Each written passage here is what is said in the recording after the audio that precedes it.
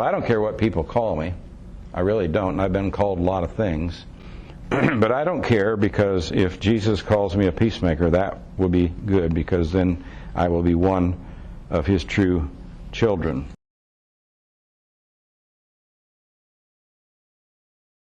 This morning I'm sitting down with Victor Knowles. He's the not just longtime editor of One Body, you're the sole editor of One. So far. You've been with it from the beginning.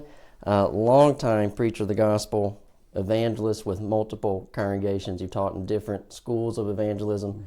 Have you written over 30 books? 33 published, Okay. 17 still in the works, and the others. Some of the others need to be reprinted. Some don't need to be reprinted. The early ones, but and currently working on three new books, including a novel on the life of the Apostle Paul that I've always wanted to finish. Well, you've certainly been busy. And even while you've been busy, though, with these interviews, I use people who have had their career, and you're going to talk to the younger generation coming up. They're going to enter the ministry, and you will have very good information to share with them. I hope so. But there's also another side of this where I can say for people, I'm 31, guys I went to school with, they're probably not going to know who you are. But we're going to discuss that further in the discussion. As long as they know who Jesus is. Yes, sir. But for me, I do know who you are, and I do. You probably know me better than myself after everything I've sent to you and all the work you've done. I read a lot of. Well, I read everything you sent me, but I do want to say this just for how I feel about it. I feel like Boy Smoten when he got to interview Don DeWelt. Oh, really? This means a lot to me, Victor. Well, that would mean a lot to Brother Boyce, and I'll pass that on to him. Well, thank you for He's doing on my board of directors, and he writes for our magazine. He's 88 years old. Okay. Still going strong. Yes, well, he did those Ventures in Faith. Yes, he did. And he did a really good job with them, so it means a lot that I'm getting to do this with you. Well, one thing just starting out, I'm gonna say this multiple times through our discussion. It's a very small world. So you were born in Iowa. No, I was born in Seymour, Indiana. Seymour, Indiana, yes. Me and John Cougar Mellencamp. That's right, yeah. But I have to tell you a story. The day his album came out, Dance Naked, was the same day that my a book of sermons of Archie Word came out, Repent or Perish. Same day. All right. Well, you guys were in tune. Now, me getting that one wrong, getting it backwards, Iowa to Indiana. Now, the small world aspect.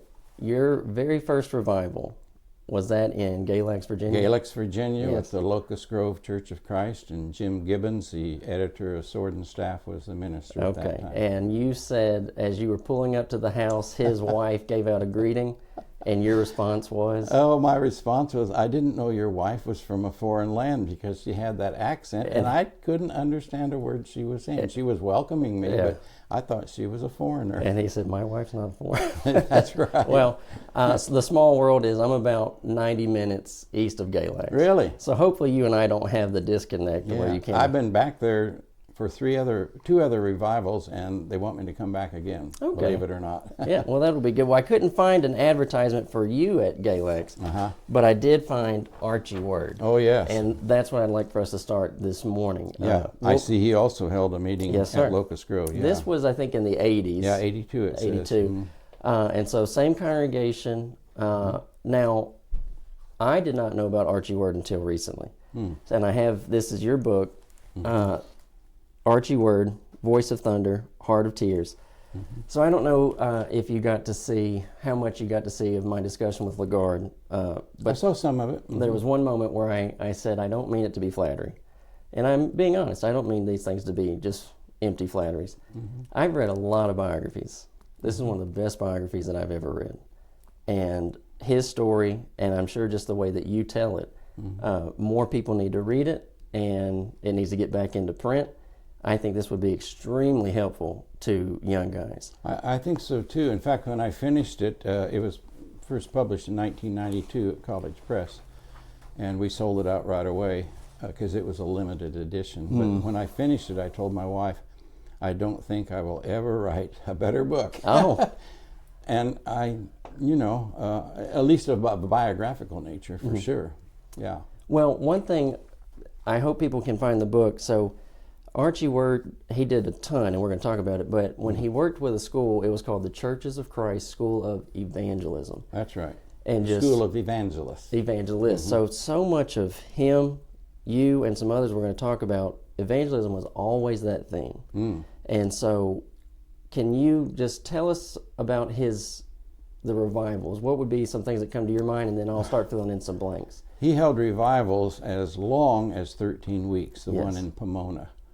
And the one in Pomona, every night but Monday nights. He took Monday as a rest night. He preached on Saturday night because he said Saturday night's the devil's night and we're not going to give him any due.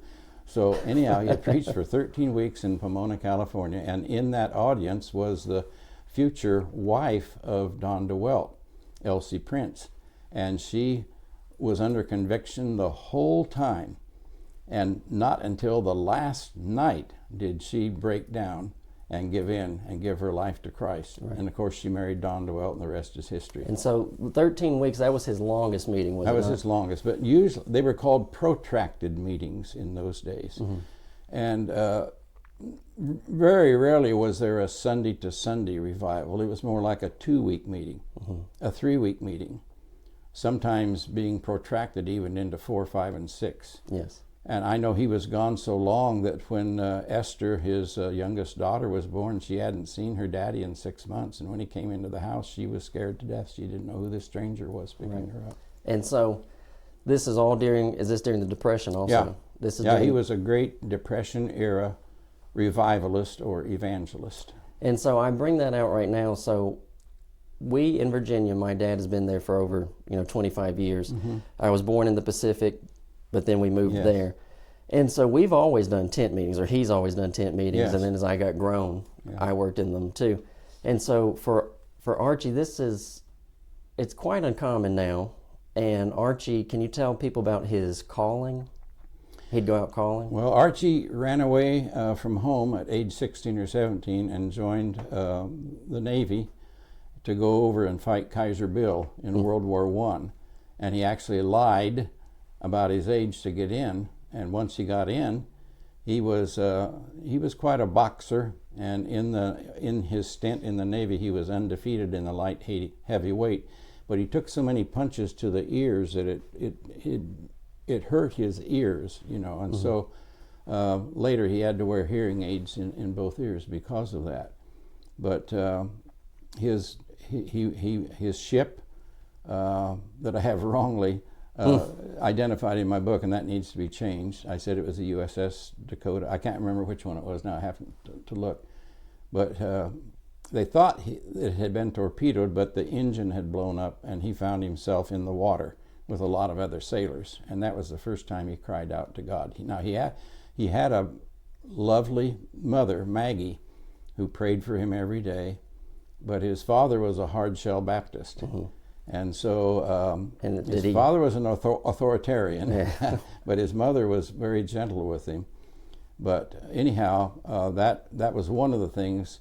God answered that prayer and saved him. Right. Well, let me ask the question a different way. So for his advertising for his meetings, his revivals, because he would call that, we'd go out calling to make those invitations. The last of the shoe leather evangelists. Yes, sir. And usually the evangelists, and they called themselves evangelists back then, and rightly so, it's a biblical term, would have done a lot of field work ahead of time, making calls, putting out posters. But he always had this big banner that they stretched across the street, and it said, "Hear a word, preach the word." Yes. And so that caught on. It got him into Ripley's Believe It or Not. So that was, and they had great singers. The Hegan sisters, who are Armenians that were converted to the Lord, traveled with him a lot and sang. And he had a great voice too. Yes. Oh, he had a great singing voice. Yeah. Well, tell us about, so he put in, even when people hear us talk about revivals, I think now where we are, people don't, and I'm talking about Christians, members of the body of Christ and evangelism, they say we're going to have a meeting, and almost no work goes into prepping for it. Oh, that's sad. So he would drive this, and you talk about whitewashing this board. So can you tell us about that? The fearless fighter for God. He got that from his, and also, before his conversion, he was a bouncer in some saloons, and almost lost his life in a terrible car wreck where 2 of his buddies were killed. Which also, ex-sailor, prize fighter, preaching without fear or favor. And so, these are the Nahegan sisters, right? Okay, the famed Nahegan sisters. They had beautiful voices. But he would pull this behind his pickup, is that correct? Oh, yes. And he would change. He didn't have a pickup in those days. He usually drove a nice car, Chrysler or a Cadillac, a big car, to pull this thing. Yes. Yeah.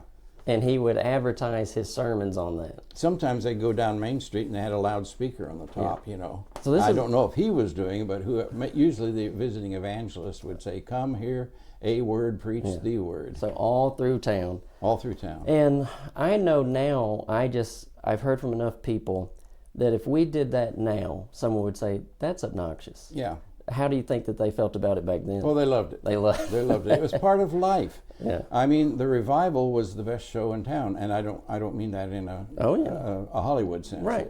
And there were people that came from all kinds of denominations to hear this man, and many of them were converted.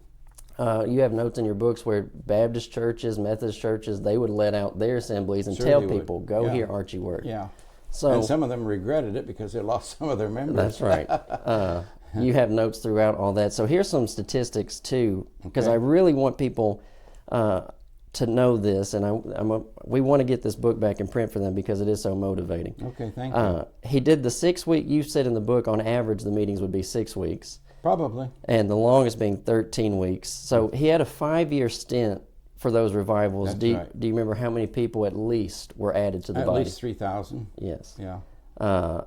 And usually they would keep notes for each revival. You can see those notes, the additions.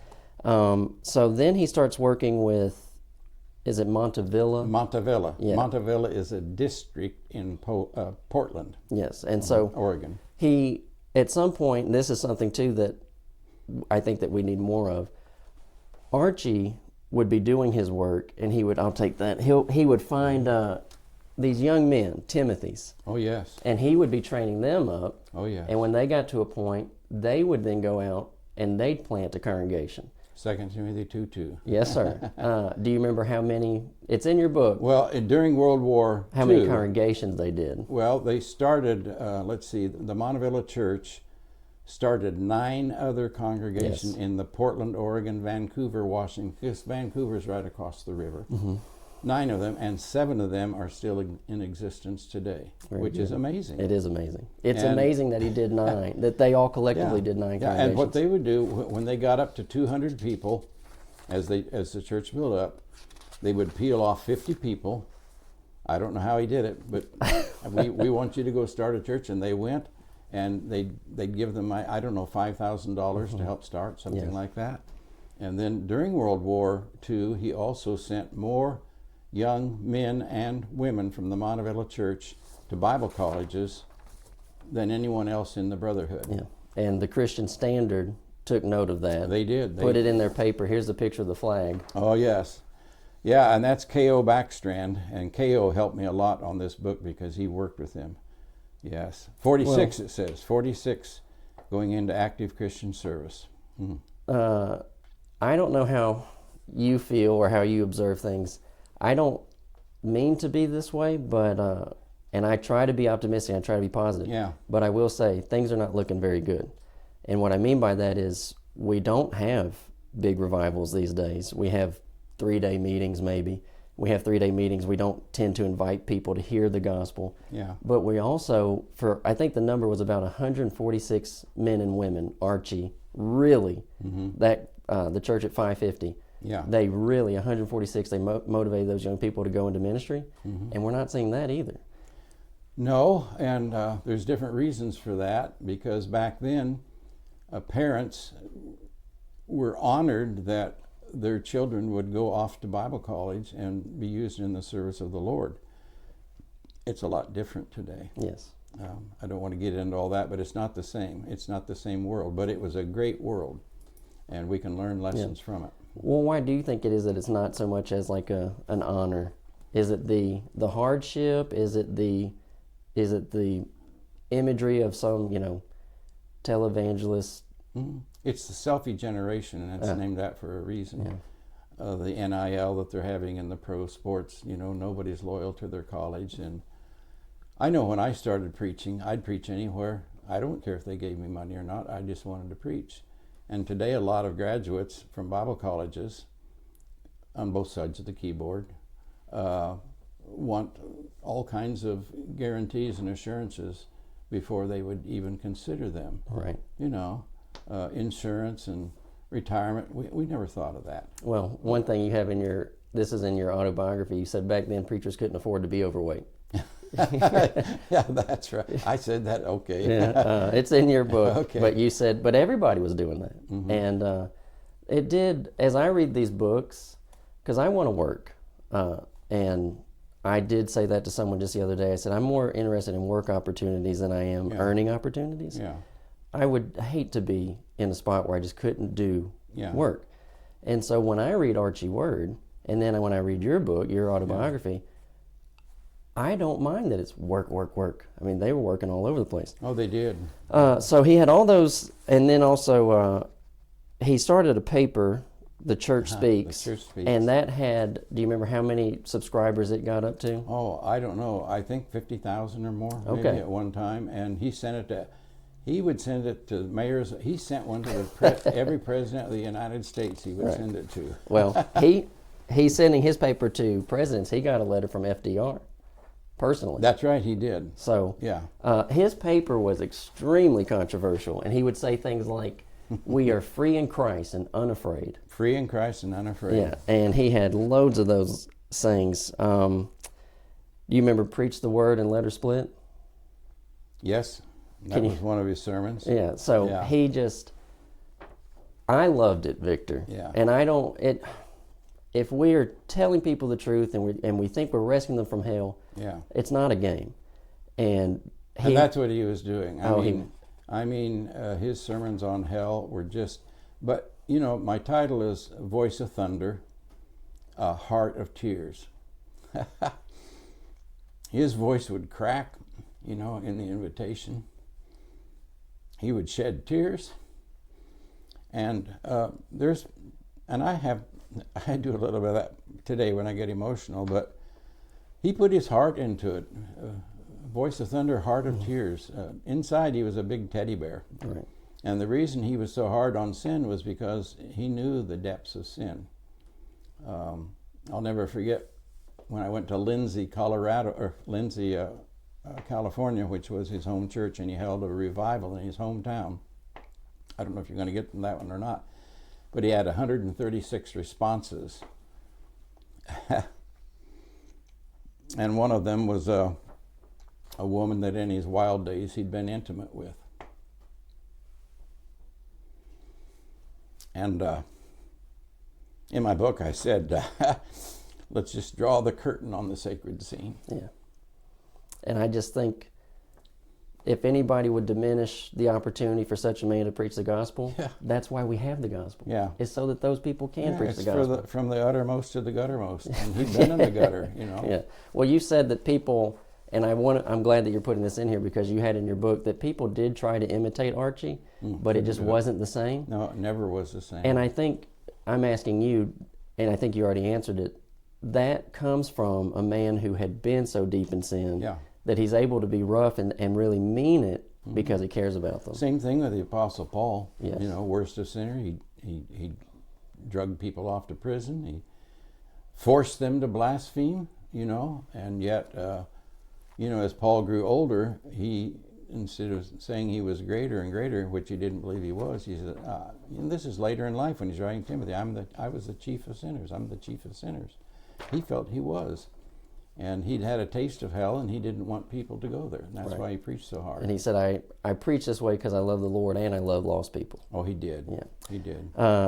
Another one, but I do want to say this too, he had a toughness that I think that a lot of, do you remember when he first got to Eugene Bible College, what he said?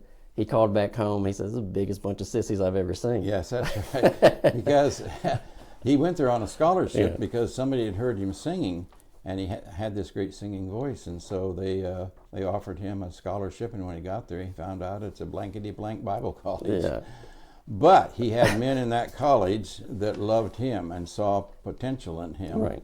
And they prayed for him. He didn't know they were praying for him, but they were praying for his salvation all the time. Well, that about him, there's no doubt that he loved people, and that he was. You have a story in your autobiography where you did a lesson where you didn't mention water baptism, and a fella came by and chewed you out, and Archie put his word around you. Do you remember what he told you? Well, Archie Word's son, Arch Jr. Oh, well, that was Archie Jr. said Arch that? Jr., Okay. yeah. And he said everybody... the body of Christ has many members, and everybody has a bowel, and you just met our bowel. Right. So... Sounded kind of like his dad. Yes, sir. But the toughness, we have a lot of young guys right now, like you said, they're not even going to be interested until we talk insurance, salary, retirement. But that now, with all that great big package just to preach, they're terrified of losing it. They don't want to get fired. Yeah. And Archie, that level of grit. True grit. True grit. He was preaching in a meeting, a revival, and he was getting some pushback. And somebody came up to him afterwards. They said, "Brother Word, if you don't watch it, they're going to run you out." Yeah. And his response was, "They might carry me out, but they're never going to run me out." And I loved it because that's like John the Baptist style. And it's not hateful, but he was working hard. And other Depression revivalists hated him because he wasn't passing the plate every night. That's right. I mean, that's my thing is I think there's another story in your book where a young man said, "I didn't know preachers were such gossips." Do you remember that? No. He went to a preacher's meeting. Yeah. Area-wide preachers meeting. He said, "All we did was talk trash about Archie Word." Oh, boy. And I get that because I imagine Archie was making a lot of people look bad. Working hard. That wasn't his intent. Oh, no. Yeah. He just wanted to work. Yeah. And I think that's just great stuff. Now, can you tell us, you also said in his time that in your book, you said he patterned himself as much as he could without compromising, but he patterned himself after Billy Sunday, and he would advertise salacious sermon titles. Do you have any remembrance or? Oh, I'm trying to remember. He did one that was just 13 reasons why I'm not in the Mormon church. Yes. And he advertised that to everybody. And he preached that in a Mormon town, and on his way home, somebody tried to take him out, and he felt the .22 bullet pass right over in his the ear. dark, right? In the dark. Yes. So that's going to happen. you might get fired or you might get shot at. Yeah. So, yeah, this and I also, too, where we are in our time, it's a thicker book, but it's a great book. 643 pages, and they probably left 100 on the cutting room floor. Well, they probably could have included them, and I would have loved it. Yeah. But they need to read it. So he had all these different sayings, preach the word, let her split.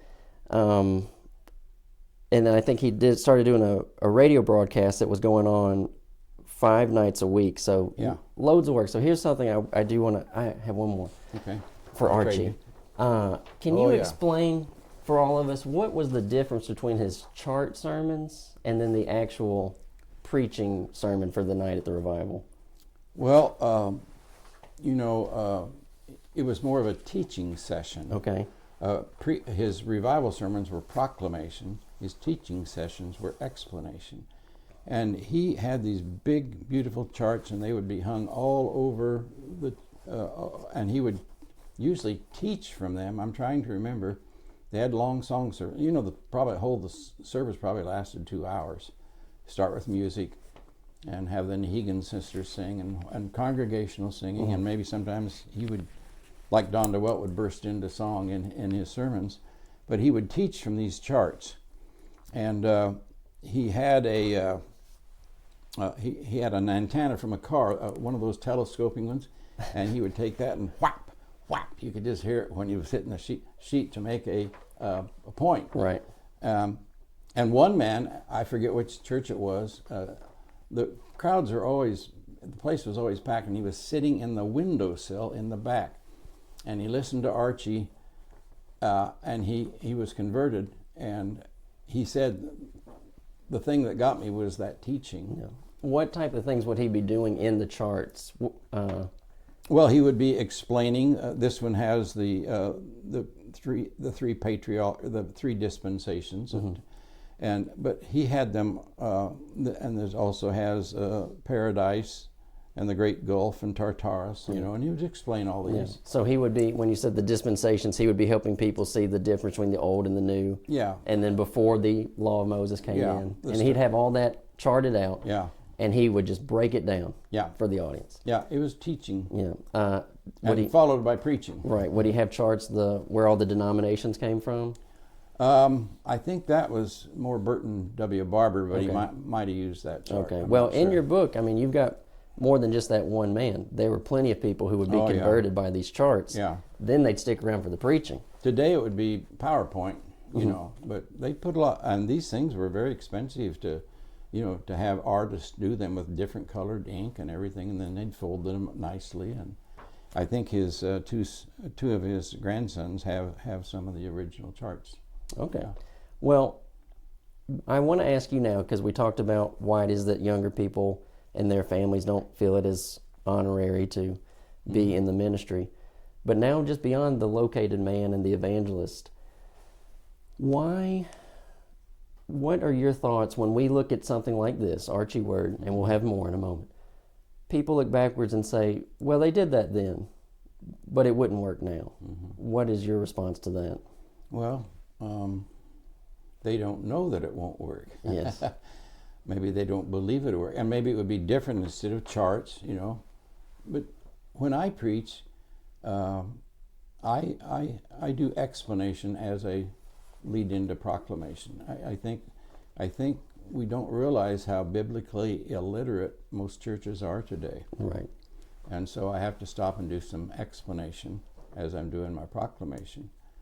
But I don't know. He did a lot of preparation work, and I do too. I just preached in Iowa two sermons last week, and I know I spent at least 100 hours on each one of those sermons in preparation for it. I don't think a lot of young preachers, they depend on so many internet tools, and I've tried to give some of my books away, and they don't want the books. They think they have it all on these internet packages, right? And really even using AI, which I think is very dangerous for sermon material. Right.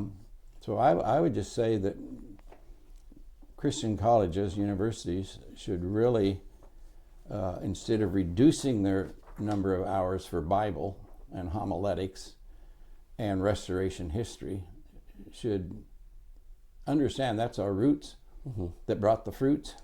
Yes. And if we want the fruits, sometimes we need to go back to the roots. Yes. Yeah. I believe that totally. I'm absolute agreement with you. One of the things that Archie said was, I think it was later in his life, the revivals were getting shorter and shorter.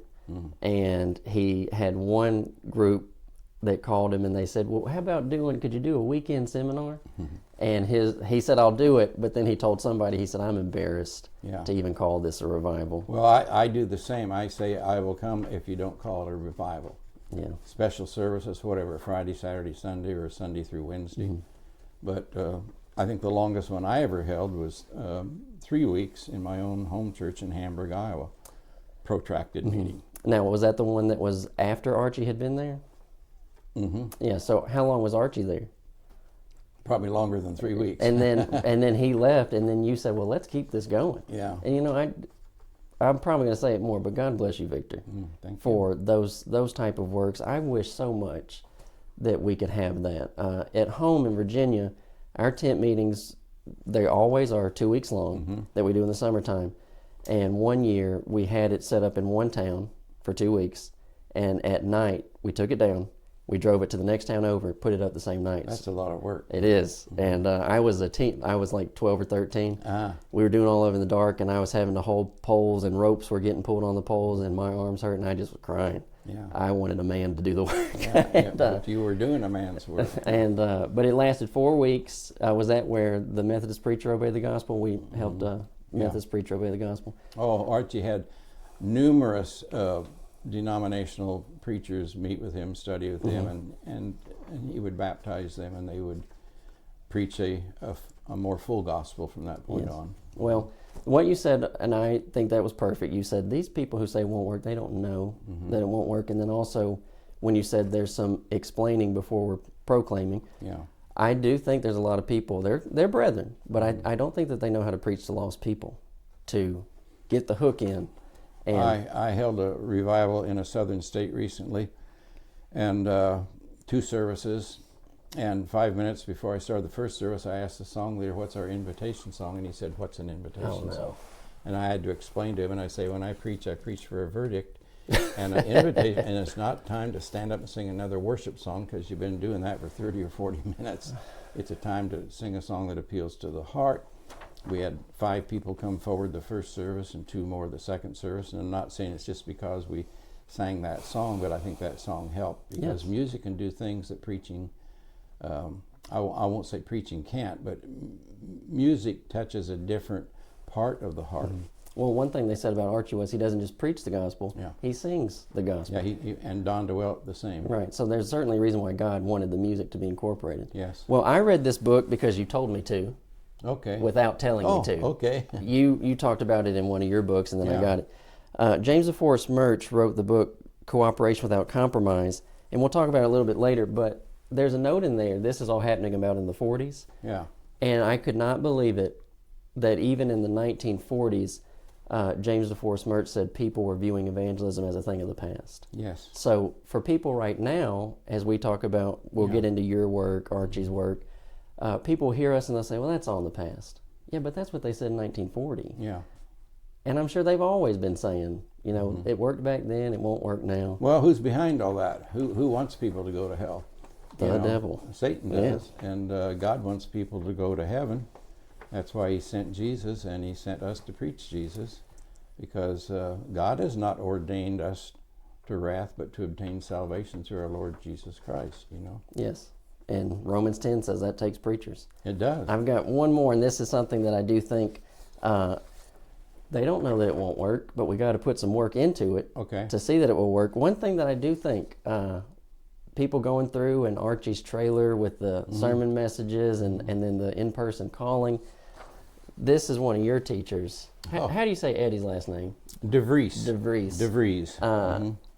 That was an invitation for his meeting, and he pasted himself on the cover of Time magazine. He did that. They were doing that. And it's just, right now there's just so much timidness about, you know, that we're going to come out here and we're going to preach, and we do love you, you know, and we're not, and one of the big things that we try to tell visitors is we're not hounding you for money. Right. We don't want you to put into a plate. And so these men, they just worked. Oh, they did. And that's why I say the Church of Christ School of Evangelists, you went to the Midwestern School of Evangelism. That was just, it seems like it was the air that y'all breathed. Yeah, well, and the Voice of Evangelism. Yes, sir. Published by Donald G. Hunt, which is now a part of our in-magazine resource in One Body magazine. We're keeping it going, even though it shut down a few years ago. Evangelism. All the way through. So now here's a point, and I did it this way on purpose. I think right now everybody, just us talking, everyone loves, already, they love hearing about Archie work. But there's going to come a moment where they're going to read Archie's book, your book of Archie, and they're going to say, oh, I'm done. And they're going to find out that he used a piano in worship. And then it's going to go away. Yeah. And Victor, I will tell you, and I've told this to plenty of people, anybody who would look at all the work that Archie did and dismiss him over one thing, I put it back on all these brethren who do zero evangelism, but they also don't worship with a piano.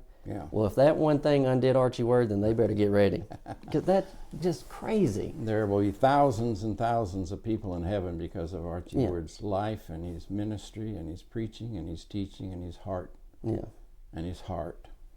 And it's tragic.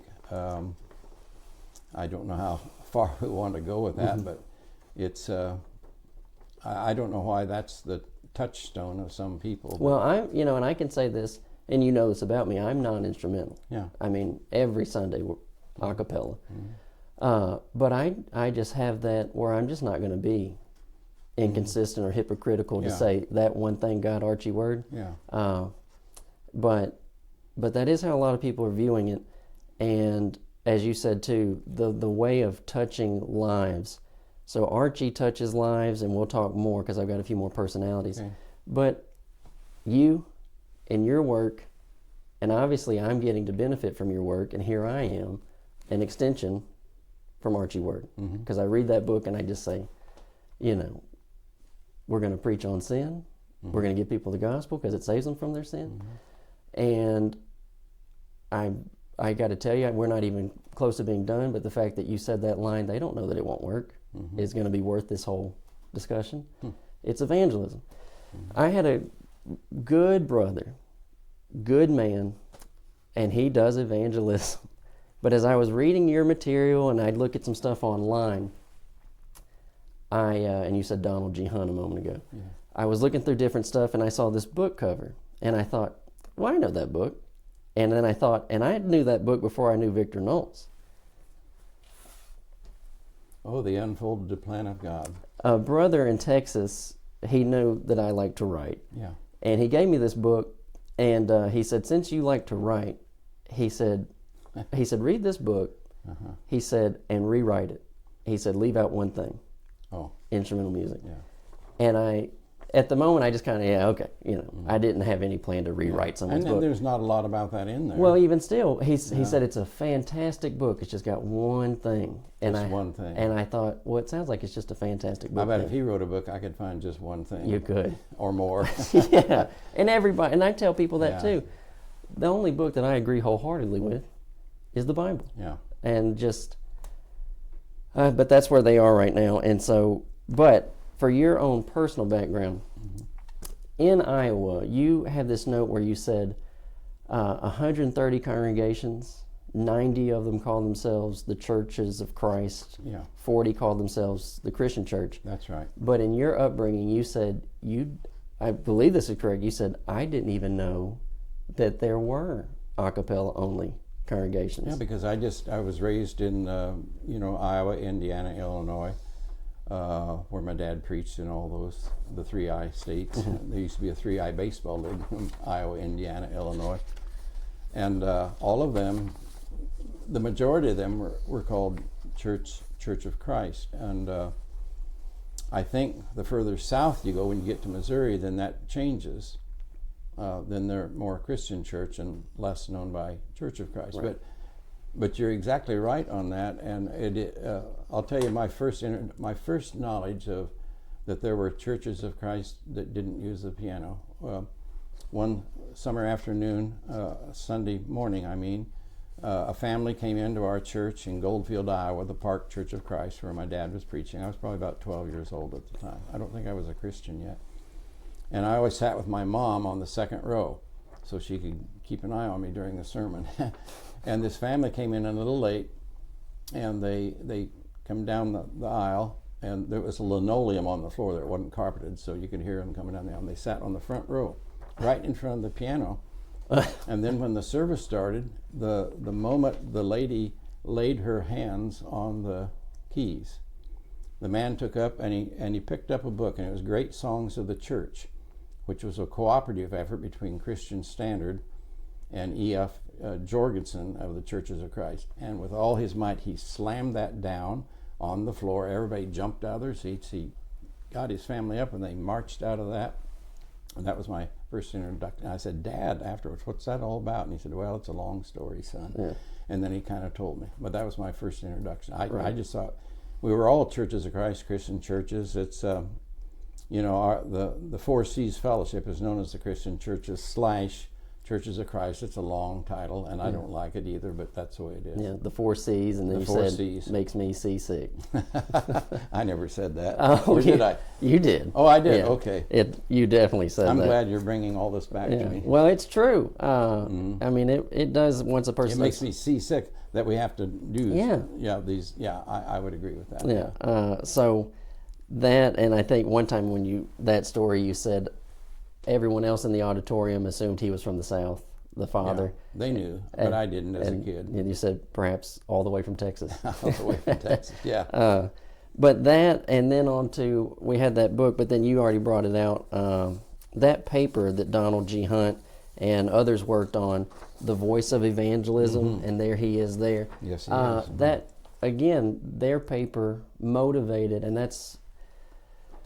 that collection. I want to have one more Archie word before we start moving into Donald G. Hunt. So I think maybe from your book that was like a beginning point. Do you remember that story about Archie went to San Jose for one of their events and he called it Jap balloon preaching? And did that start moving him towards, is it pronounced Ottumwa? Ottumwa. Did that event start? Means, it's an Indian word meaning rippling waters. When he put that into the Church Speaks, and what he meant by that was, he said we were preaching, but there wasn't much going on with the preaching. And like the balloons that the Japanese were sending over on the West Coast, right? They didn't do much, have much effect. Right, and the so Japanese had hoped. He said, I didn't feel like we were getting much preaching on sin or going out to give the gospel. And then was that a time, because I know it created tension with him, and which Jessup was that? William Jessup, Bill Jessup, who was the founder of San Jose Bible College, which is today Jessup University. And so was that the moment that he started gravitating towards the Ottumwa Brethren? I'm not sure if you could say that, because he was acknowledged by the Christian Standard, and he spoke at these they were called Conference on Evangelism. He went back to Cincinnati and he spoke on them. He spoke on them in San Jose, and that's another thing that's kind of drifted away. And at least in our fellowship, these big conferences were annual events that the colleges that sponsored them, and the alumni came, and people came from all around to hear some of the greatest preachers in the world. In the Brotherhood. I think he saw some things in the Christian churches that did not measure up to what he felt was the standard of holiness. And it wasn't just all the outer things, it's inner things too, like you mentioned, the gossip and the spiritual stuff like that. So, that might have been. And I want to say this too, because when I said which Jessup, there's Bill and there's Don Jessup, and they're not related, are they? No, they're not related. So, I will say a lot of these names are going to be heard for the first time to some people, so sometimes it's hard to, and they won't know. Yeah. I have to tell you this too. When I was reading your book, and on Archie Word, and I just was loving it. Like, as soon as I got going into it, I was loving it. And I just thought to myself, how come I've not heard of this before? And the first thing was he went to Eugene Bible College, and I just thought, well, I don't know that school. That's why I don't know it. And then I just kept reading it, and then I started thinking, oh, well, this is happening up in Oregon. That's why I don't know it. And then I just thought to myself, because he didn't go to a school that I don't know about, and because he's not a Southerner, because I am, and I just thought, myself, when I say we, I'm putting myself in there. How much more narrow-minded could we be? That if he's not from the right area and he didn't go to the right school. But then when he had that, you have a quote in there, not in that particular book, but you said, I am strongly convinced that powerful preaching pleases God, it educates young people, and it builds strong congregations. So this... and I have to say too, Victor, in this discussion, there will be people, they're upset with me right now because of the idea of Christian church, Church of Christ, the piano question. Archie had a way of fixing that though. He had that great big sign at 550. And it was a cross. Well, it was in the shape of a cross, and he said, and it was the church at 550 because it was at 550 Northeast 76th Avenue.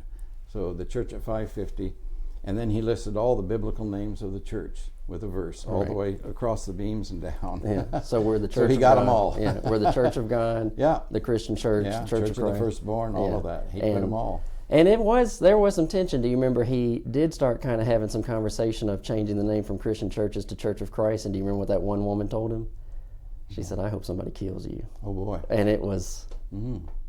It was tough. There were people that tried to kill him, actually. No, but here's the next one. So now you have this other book, and I think that everyone needs to read it. It's Oh. called Taking a Stand. And would you kind of call this a sequel in a way? I considered the first book on Archie Word, and then before I did that one, I did Repent or Perish, Essays and Sermons of Archie Word, and this would be the third in the trilogy. Okay. Of the third in the trilogy, Taking a Stand, the story of the Ottumwa Right. Brethren, which I think came out in 1996. The Word book came out in 1992, Repent or Perish 1994. And I didn't do this myself. I co-authored it with the late William E. Paul, who was a graduate of Midwestern, and the only man in our fellowship that I know that did a complete translation of the New Testament, which I have on my desk. Well, one of the things that you did say about the division, which we're going to move into on this book, you said one of the things that happened in the division is we didn't get to hear each other's best preachers. Oh, it just breaks my heart today. And when I read this book, there were a few that I would know, but as you said, Burton W. Barber, he was a debater. Excellent debater. Yeah, and so... and I'm not. Well, he debated... and don't want to be. Rue Porter, Yeah. Guyan Woods, Yeah. Ira Rice, and you guys called him Fiery Ira. Fiery Ira. Did he have a written debate with James Bales? I don't know about that. He had one with G.K. Wallace. Okay, I didn't know that was in the list. But he was in here, Don Jessup, and then your dad, Dale. Don Jessup was an All-American football player that chose to become a Christian, and he's the one that converted Archie's son-in-law, Tom Burgess, who recently passed. But you'll have different folks in here. And when folk read the book, and here's one too, because we're going to talk about him. How do you say, is it Pannone? Don Pannone? Pannone. Pannone, Don okay. Pannone. And then Donald G. Hunt. There's just all these different folk who are in here who I did not know until reading your book. That's a tragedy of division or separation or not even wanting to know about who else is out there. Yeah, that's what's bothering me now, is the not even wanting to know. And I just take, they're of this group or that group, so they can't have anything good about them. Right. That's rotten. That is rotten. So I want people to also realize this too, because the division of 1906, and there will be some more on the timeline. Yeah. When is it de Groot wrote that work called Church of Christ No. 2? Yeah. Was he referencing Ottumwa? He was. Yeah. He was. And so that's my thing is... He didn't know us. Right. He thought he did. But anyhow. But this is, you had two lines. You said, every religious body has a left arm and a right arm, and they're trying to balance each other. And then you also said, and while we're doing that, everybody somehow views themselves as the centralists. The centrists. Yeah. So in the 1906 split, it was just Missionary Society, the organ or the piano, and we basically put y'all over to the side.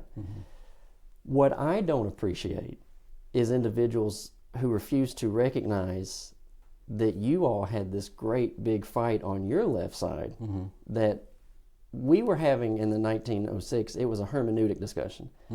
You guys, like I'm saying 1927 North American Christian Conference, Right. Convention, y'all were battling inerrancy. Yes, like we were. With the disciples. The disciples of Christ, who did want to be a denomination. They were Yes, working and that are, and the most liberal one, and they're dying So on the vine. This is, and I'll say this too. People just have to look at that history. Is the Bible inspired? The disciples of Christ were continuously having to come back and have the conversation of open membership. Do people have to be immersed or not? How far are we going to go with it? And they just had that. And it wasn't just like y'all just gave up. I mean, y'all were having that fight. And it just, to me, it doesn't get recognized. And we didn't have any help Yes. from the other side because they'd already written us off. Yeah, that's how I feel about it. I don't think that we were having, after 1900s, too far down the line, like we weren't having those problems that y'all were fighting. Eventually we would, but we weren't having them yet. So here's one thing too. It's like 1906, the idea of independent Christian church, you all became labeled as this denomination. but you didn't want to be a denomination. No. And here's an article from you in the Voice of Evangelism, and there's a couple in there if you just want to see them. But Oh, yeah. this is 10. You wrote 10 reasons why I am not a part of a denominational church. Sure. You did not want that. It wasn't like y'all set out to do it. And when you're talking about denominational structure, was it not a bit of a denominational move for David Lipscomb to take it upon himself to go to government Census Bureau and say, hey, we want to be listed as a separate I think he did it unilaterally. Yeah. And I don't know that he had permission from all the churches to do what he did. I would like to know who voted for him to be the Church of Christ president and make that move. Yeah. And even like for me being, like I said, I am non-instrumental, but I'm not just going to look backwards and say, oh, that was good. Yeah. That was, he did not have the authority to do that. Yeah. And so you wrote that article, Why I'm Not in a Denomination, and just because David Lipscomb contacted the Census Bureau did not then make y'all into a denomination. So 1927 North America Christian Convention, you also one time said, what we need is a glossary, because what you guys call a revival, we call a meeting. Yeah. What we call an auditorium, you call a chapel. And so North American Christian Convention. Yeah. That, People assume that we're like the Southern Baptist Convention, where we make resolutions and pass resolutions, and all we do at the North American Christian Convention is pass the offering plate, do it often, do it well, right. to cover the expenses. Yeah. But there's no hierarchy. But buzzwords, convention. Well, then they're like the Southern Baptist Convention. Well, no. It is lingo. So just for people right now, because, and I'm saying I want them to think about it. No. Y'all had preaching, you had singing, fellowship, and people would set up booths. Yeah. They would show whatever the particular ministry was. Oh, yeah. And, so there's an event inside of the a cappella mainstream, and it's called Polishing the Pulpit. It would be identical to the North American Christian Convention. I'll have to go to one. It doesn't get called convention though. Yeah. So, but also I had this book with me, North American Gold. Oh, yes. Edwin Hayden. Oh, yeah. We just weren't even, like the moment ago you said, we're not interested in knowing who each other are. None of this research that I do came from any of my schooling. I had to figure this stuff out afterwards. So I don't know what they say about us, the Four Seas Fellowship, and the Restoration History colleges or the a cappella colleges that teach it. I mean, they can't ignore us. if they're not ignoring you, they're just denigrating you. Oh, well, that's okay. And so, but I just, now where I am, I think it's a shame because you have such a model of evangelism. Mm-hmm. And also, here's another one that I wanted to put in. You have this chart in your book, Taking a Stand, the Ottumwa Brethren. Oh, yes. And if you just go down the line and you say majority view, minority view, Mm-hmm. mixed swimming, majority opposed, drinking opposed, card playing, you can play cards but don't gamble, music and worship, ballads of hymns, praise choruses, baptism, must know for the remission of sins, agreed. TV for evangelism, they promote that. Divorce and remarriage, only one exception. Women's role in the church, traditional, so y'all were not for women preachers. Heaven, go directly at death. Hell, it's eternal punishment. Here's that though. Inerrancy. All believe in the inerrancy of the scriptures. Y'all put baptism in the list twice. Yeah. It's so important. Okay. Baptism By immersion. By All immersion, agree, we yeah. all agree. For the remission of sins, we all agree. Yeah. Abortion, we're all opposed. Homosexuality, we're all opposed. Smoking, we're all opposed. Disfellowship, here's a good one, Victor. Disfellowship, believed in, but rarely practiced. Well, I think that's across the board. That's everybody does that one. So, Yeah. no, y'all were conservative folk. Yeah. Oh, very. And We were the independent conservative part of the independent Christian churches. And independent simply means independent of the Disciples of Christ convention that was, so we're independent of them. We're not, I believe that even though we are independent, sometimes being independent is a curse because the Bible teaches we should be interdependent on one another. And so I try to promote that everywhere I go, that, we need Like right here in town, I attend meetings of the a cappella churches regularly when they're in town. They don't come to ours, but I'm all for fellowship. Right. There was one note too that I'd like to just have a couple of these so that people can become aware and they can start doing their own research. About 1943, the Christian Standard had what was called the Call for Enlistment. Can you talk about that a little bit? I think that was enlistment against the forces that were challenging the inspiration of the Bible and the deity of Christ and the things that really matter. And Archie was one that answered that call. Right. So that's where I say y'all had this fight going on that a cappella Churches of Christ just, I don't know how much they were paying attention to it. They probably weren't paying too much attention because they'd already dismissed us. So y'all had the call for enlistment and got very good response. In 1948, the Disciples of Christ had what was called the Committee to Restudy. And that one, I think, was again about open fellowship. Yeah, it was. And that's where I brought this book, P.H. Wellstremer. This man was not talked about at all in my schooling. And when they called for the committee to restudy on open fellowship, his response to it was, he said, unity is a very good thing. And then he said, restoring the ancient order is more important. And he said, because if we don't do that, then we won't have unity. And he was with the Canton Church in Canton, Ohio, which at that time was the largest Christian church, Church of Christ in America. And that was... Today it'd be called a mega church. Right. And he was saying, this is not PH, yeah. Yeah, he was saying this is not a good move. Then in 1968, the Disciples of Christ, they had their full move to restructure. And that was them saying, we are a denomination. We want to be a denomination. And then that's when James DeForest Murch wrote The Free Church, and he was telling them, don't do it. Yeah. And anybody who's looking at it, he was saying, they're selling you a false bill of goods. Yeah. I was in my home church in Hamburg, Iowa with Eddie DeVries that you mentioned earlier in 1968 when they had the restructure. And to our surprise, we found out that we were still in the Disciples' yearbook. Yes. And they were claiming us, and so there were hundreds and hundreds and hundreds and hundreds of churches that withdrew. We didn't even know they were claiming that we were part, and we hadn't been really a part of them since 1927. And that's in your book. You have in 1967, you said the slogan was, get out of the yearbook. Yeah.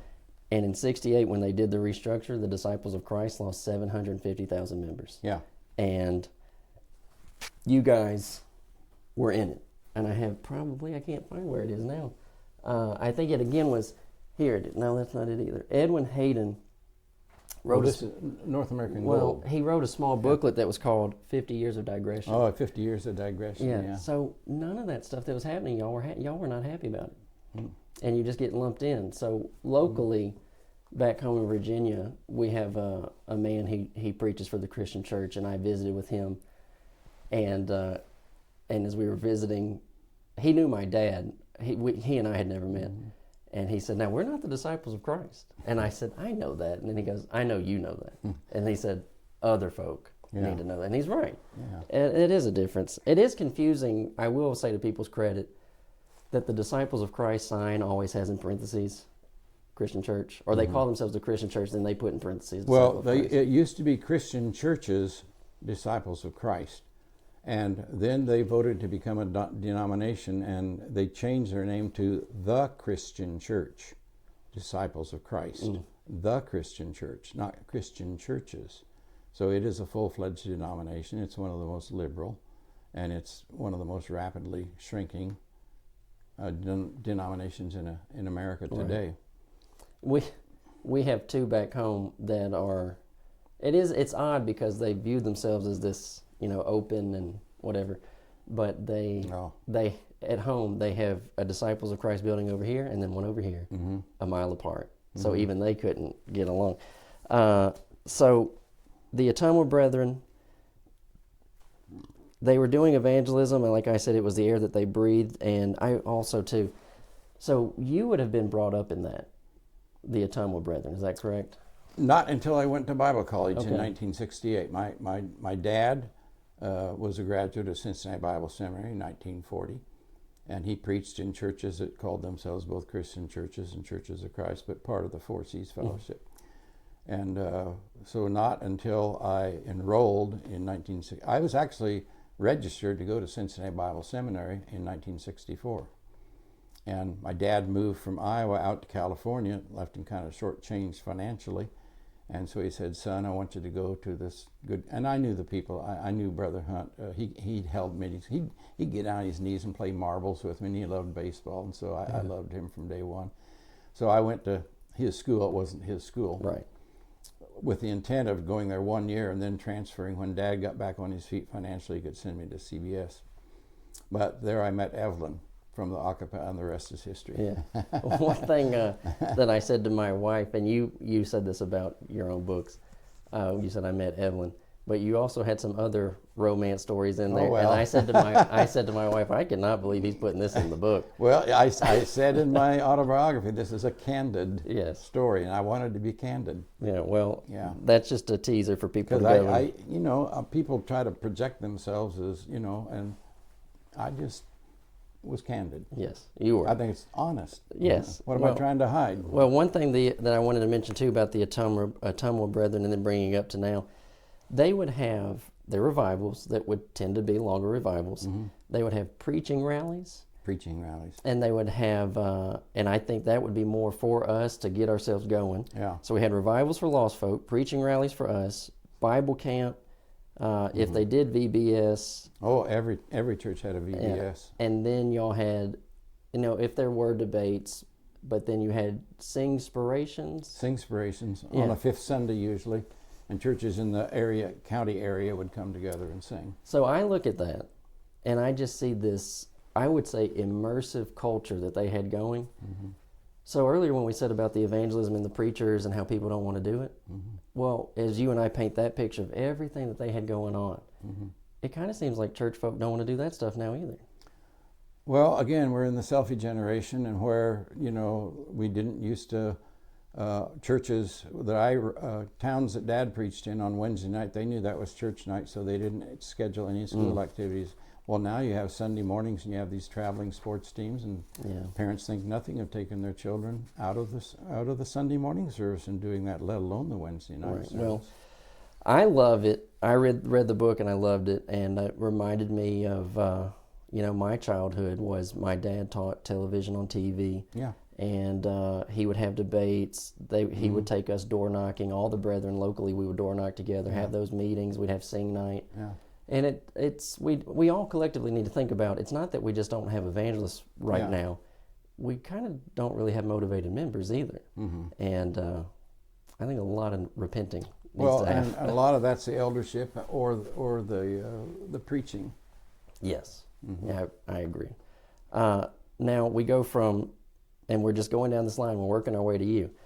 But as I said, small world, your first revival was in Galax. This wasn't his first revival, but here's Don DeWelt.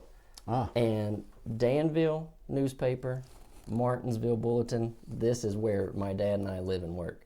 Wow. And Don came all the way from, I would assume that he was in Missouri at that time, 79? Yeah, he'd have been from Joplin. So he came all the way over, and he was doing his meeting, and I think that a lot of people are going to know the name Don DeWelt. Well, they should. I mean, College Press. Right. Who among us, well, there might be some young guys today that don't know about College Press, but College Press Publishing Company, which was started by Don and Elsie in the basement of their home, and has just produced more restoration-oriented books and commentaries than anybody. Maybe Standard Publishing, but I don't even think Standard Publishing did it to the extent that College Press did. Well, I can look at your bookshelf, and I know how this goes.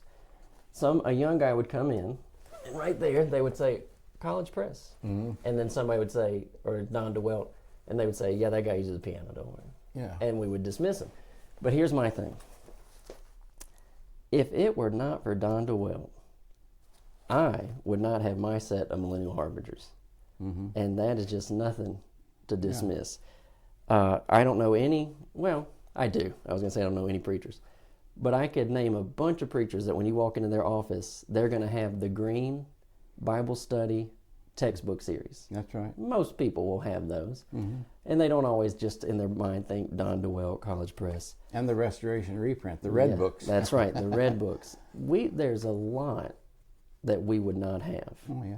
if it weren't for Don DeWalt. Yeah. You mentioned his book, Sweet Hour of Prayer. He wrote an even big, not so much writing as much as putting it all together. He has a great big book called Prayer Time. Yeah, and then there's 8 volumes that follow that, smaller ones, all in full color. And I got that book, Prayer Time, and as you have said, Don would wake up early in the morning to have his prayer, and he told Boyce Moten, he said I either have to type it out or write it out. He said, or my mind will wander. But when I saw a man who had the practice to have his devoted prayer time, and he put that great big book together to help other people do it themselves, I thought that book was one of the most, if you would just say it that way, this is one of the most sincere contributions that a person has made. Yeah. This is how I did it. I think it will be helpful to you if you try it. Here you go. Yeah. And so all this is laying there. But I don't think too many people would look at it without this type of conversation. We just would go on dismissing it. I don't know necessarily how much, I do have one of these, I don't know how much revival preaching Don did. I'm more familiar with his publishing, and but this is here, he had the Gospel Train. The Gospel Train out in Sweet Home, Oregon, yeah. And it looks like he's doing the same thing. Same thing. Bible revival, get on the train, back to the Bible. Yeah. Toot toot as he went down the street. And what's interesting about, I have another note too, Archie, did you ever watch his interview with Boyce Moten? He, because he talks about hearing Archie Word. He said, I was converted under the preaching of Archie Word. Oh, absolutely, he was. And the way that he said it was, he said he made it clear, and he made me feel like I was going to hell. And but instead he was going to heaven. that's right. Because he obeyed the gospel. Yes, sir. He wasn't a religious, Don wasn't a religious person before that meeting, was he? No. You mean Archie? No, or Don? Don coming into here, because he was wanting to take that girl to the dance. Yeah, well, he loved to dance, and the girl that brought him, bless her heart, I can't remember her name right now, but he said he told me every sin I'd ever done, and I thought, how in the world did he know that I'd done all that? He thought he was preaching, but he wasn't. He was just preaching to the congregation, but it convicted Archie. Right. And he went forward and was baptized, and the first thing Archie asked Don to do was to pray, and he said, it was the first prayer. It was a very short prayer. You know, God, thank you for saving me. You know, and help us. Yeah, yeah. Well, he has, but there are these notes about, for Archie, his background, he was so rough before he became a Christian. Yeah. And I think Don wasn't rough. He just wasn't religious. Archie, or Tom Burgess called him a gentleman Archie Word. A gentleman Archie Word. Yeah. Well. Yeah. There are these notes about, rough people can be converted. The people who are not necessarily interested, they can be converted. In Portland, Portland has a rough section called the Burnside Avenue. That's where all the drunkards and the bums and the prostitutes are, maybe still to this day. And Archie would go down there regularly and talk to those people and convert those people. And did Archie have a jail ministry? Well, he didn't have a jail ministry, but he did go into the prisons. I remember there being a note about that. Oh, yeah. And for him to go in there, if we called him like the down and outs, he was in there with them. One thing that you had a note about his pulpit preaching, and I mean the story's in there, and I doubt that he knew that woman was in the audience, but he said, the world will call you sweet girl, some chicken, and then he said, but God calls you a whore. And there was a prostitute in the audience. Yeah. She obeyed the gospel. Yeah. But then, not just to say from the pulpit, he goes in where those people are. All this put together, now we're coming more, closer to you. You, in your book, it's your own autobiography. A lot of it has to do with, you would call it peacemaking. So you and I have covered, I think, the division, and we've talked about some of the things that people just don't get credit for. There is this, it can be, I don't know that everybody has it, but there's a bit of a commonality in some of these interviews. You are a preacher's son. I am. And proud to be. I think that might be your freshman year. That's your dad. He's giving a graduation speech. And Is life worth living? and then here's some more, as you said, graduate Cincinnati Bible Seminary. Dear old dad. So Notice this picture with him and me. He's got his bookmark, his finger in the bookmark as he takes time to come out and hug me. I have a 2-year-old, and I know that feeling. Let me mark my book. I'm named after my father. Yes, I'm Dale sir. Victor Knowles II. The second. My grandfather was William Victor, so Mother didn't want people calling me Junior, so she put the second on there, but you're not supposed to be till the third. But since Grandpa was William, I'm Dale Victor Knowles 2.5, and that doesn't come out in Roman numerals. Right. Well, you can at least write it on a birth Thanks for those certificate. pictures. Those Yes. are treasures. Well, you have a story, and this is where I say one of the things that you pointed out, and others have pointed it out, but of course we will have things that we disagree on and that will possibly divide us. But if we start looking for commonalities, we will find them. Yeah. And you have a story in your autobiography of a town without pity, and then a segment of that called "Murmur in the First Degree." Murmur in the first degree. So, if you could share that with us, it will be a common factor, and it will be helpful to young men. Pretty painful, but this was in a town in Illinois, and I graduated high school in that. And the church had a terrible division. Dad did not want it, but it happened. And it affected my mother.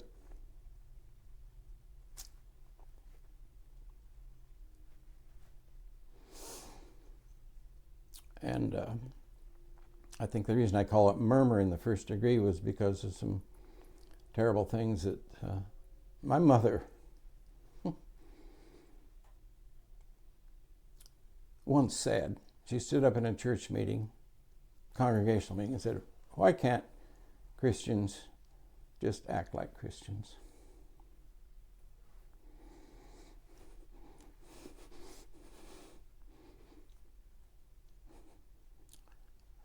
And she took everything so seriously. I think that's why she died so young. And I promised my wife Evelyn I would never take her through what my mother had to go through. And that's why I'm so opposed to division in the church. Well, you had notes in your book that I want people to read it, and it helps these young guys, Victor, because you did tell that story. Was that division primarily led by some women? You said they ran the church. Yeah. And not as not as women preachers or women elders or anything like that. But they were behind the scenes. Their husbands didn't stand up like they should have. Yeah, and they stand behind my dad. And so I only say that, Victor. I only have that, and you wrote it, but I feel for these young guys who go in and they don't know that stuff is possible. Oh yeah.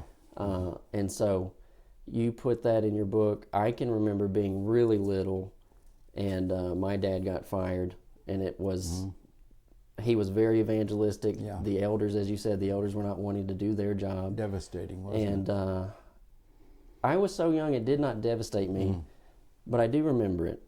Sure. And I can remember a moment where they would not let a woman speak, and maybe this is just not even real memory, but I remember one of the elders telling a woman that she couldn't speak because she was on the wrong side of the auditorium. So she walked aside to the other side, and she said, "Now can I say something?" And he said, "Yes." And it was just... Oh, that's unbelievable. It is, but you said they were, behind the scenes running the church, but also they sent out, can you tell that part about the anonymous vote? Oh, yeah. To remove my father, but some of the wicked women had, it was supposed to be anonymous, but under the, I don't know if it was under the seal of the envelope or under the stamp, they had written down the person's name that it was sent to, so it was not that was very underhand. But I will say this, I have been back to that same church and held 3 or 4 revival meetings, and every time I go back, it's a different spirit now. Yeah. But the damage was done. Yeah. Especially to my mother. And so these young guys, and as you said that too, I appreciate you, Victor, saying that about I said to my wife, you will never have to do this. And I put that statement in the same line as I said about the grit from Archie Word. We're going to do the Lord's work. We're not going to let people walk over us. Yeah. And, you know, we love them, and we love these lost folk, but we're going to work. Yeah. And you were going through that. And now I have to ask you another question, too. If you can, I sent you an email for some outline topics, and I did say to you, Victor, when I read it, to me, it was surprising that you even wanted to preach. Yeah. Well, the odds were against me. I'm a preacher's kid, and the way my dad was treated, not by every church, but by some churches, that church in particular, the town of that. But things can be so rough. Yeah. But, you know, I was in college, and I heard a man dying of cancer, age 44, Dewey Locke preached on the sermon on the end of the world, and that got a hold of my heart, and that's when I went forward and said, I want to preach. And I started preaching. I preached my first sermon in 1964, November, I think before my 19th birthday, and I've been preaching ever since. Yes. There's a note, as I say that, it's surprising that Victor would even want to preach. Yeah. As you said in your book, you were just candid about how things went. I think Tom Burgess wrote this, and it's in either the foreword or the introduction to Taking a Stand. He said, leadership often brings loneliness, misunderstanding, and isolation. And in your book of your own self, you said, I am melancholy, and I just have to get over it. So as you go through the years, is there anything you can say to that for these young guys that... Don't be melancholy. But how can that be? Yeah. You know, you are what you are. You are what God makes you, and Archie Word was what God made him, and I'm what God made me. And you basically, instead of saying, well, I'm melancholy, so I'll quit and find something else to do, you found a way just to... Well, my wife has been a great help. She understands me better than anybody. So she's my number one supporter and prayer warrior, And, I mean, right now she's praying for me. Yes. And that's something, too, that now that we're on that, Archie Word, you have a good wife, and she prays for you, and just to be there with you all along the way, and y'all have a very colored journey. Archie, if this is kind of an excursion for the two of us, Archie used to say, the only way that a Christian can be happily married to a non-Christian is if they're not trying to convert them. And the importance of having a Christian spouse. Oh, yeah, and he said, you know, if you marry a child of the devil, don't be surprised you have trouble with your father-in-law. Right. Yeah, exactly. So, but he married a beautiful Florence Word. He called her Billy. That was his pet name for her. He couldn't have done it without her. Yeah. And your mother was hardly ever called by her name. She was Deary. Ethel May, but she was Deary, and she was a Deary too. And then here's some more of the commonality for you. That I mean, we're still not even to your preaching and your work, but this is just some. You were preaching at this time. You were working. These commonalities. You had an experience, and I don't know if you got to see this discussed with John Mark Hicks. So you are appreciative of Archie Word. You have a note in your book the first time you remember the first time you heard Archie Word. But then you also did a lot of work with Eddie DeVries. And some point in the Archie Word book, you note that the two of them begin to have tension. And I think, if I'm not mistaken, did it have to do with long hair? Yeah, 70s. Yeah, that's right. You know, the 70s. And was he teaching hippies? Archie reached some of them, but Eddie, you know, he had a way with those people, and he didn't draw the lines on some of those things like others did. Yeah. It seems silly now as you look back on it, but it was a big issue in the 1970s. Oh, it was a big issue. Hair length. Bible colleges did it. I mean, even a cappella churches, I think, had some kind of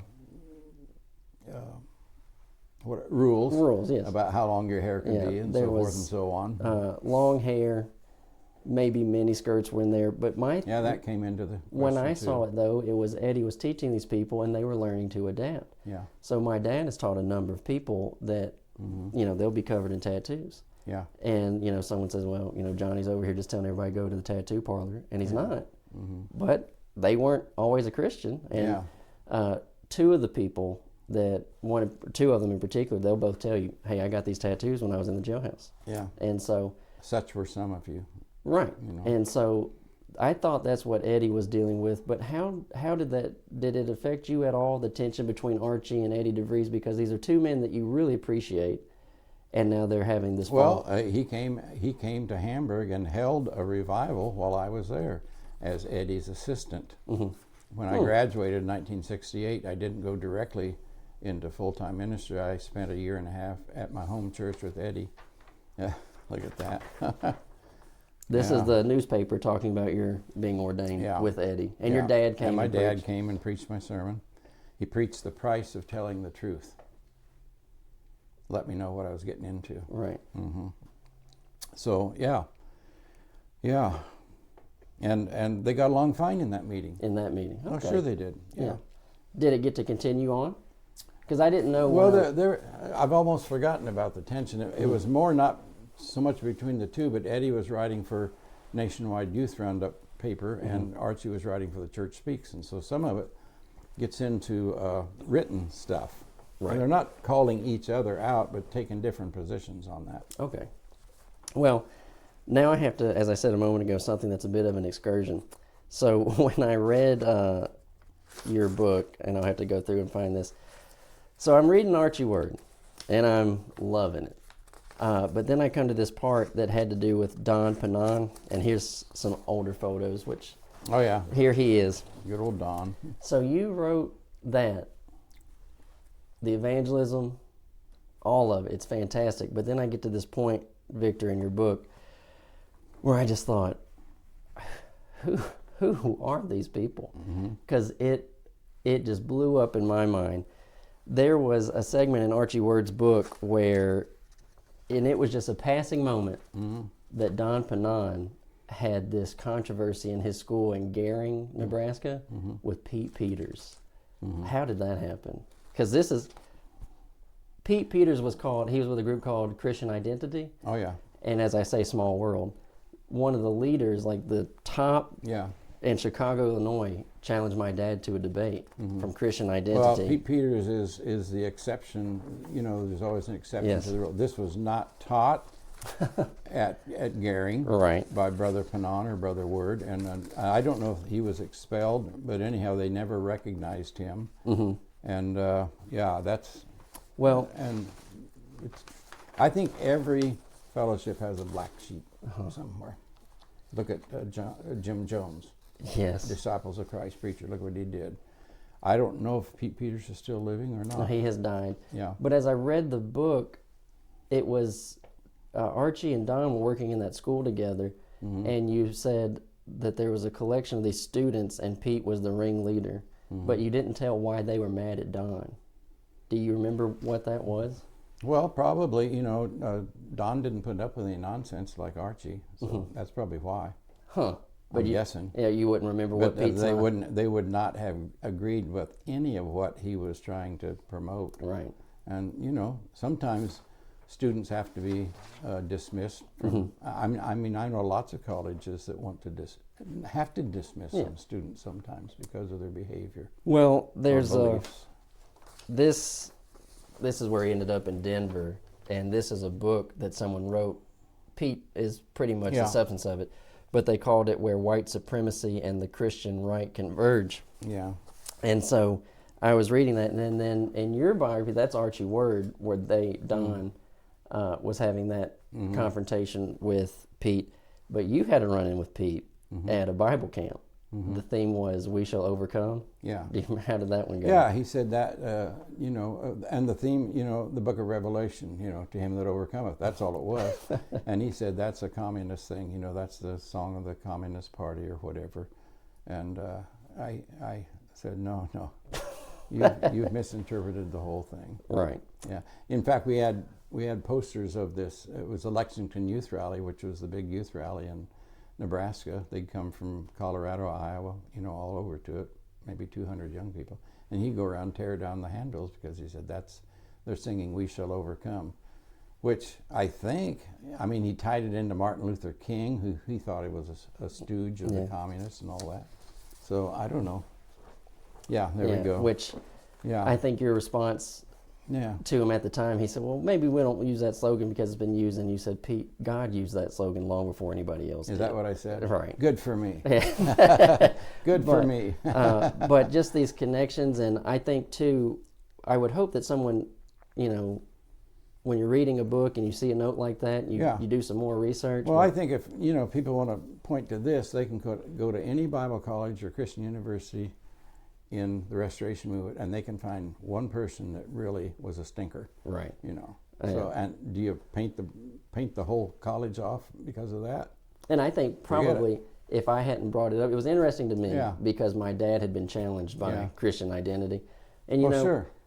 For the debate, he didn't get to do the debate because he had stage 3 colon cancer at the time. But a debate did happen, and our area of Virginia, North Carolina, we have a couple years ago, however they documented this, our area still to this day has the highest activity rate of the KKK. Wow. And so how they label their leaders, the Grand Wizard and this and on.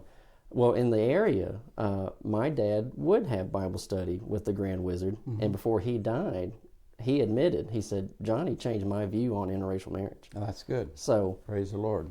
Yes, but all this activity, right, to the mixing and mingling and trying to have these conversations, Archie Word going to the down and the outs, and just having that. Probably folk would have just read over Pete Peters, but it just blew me up that you had him in your book.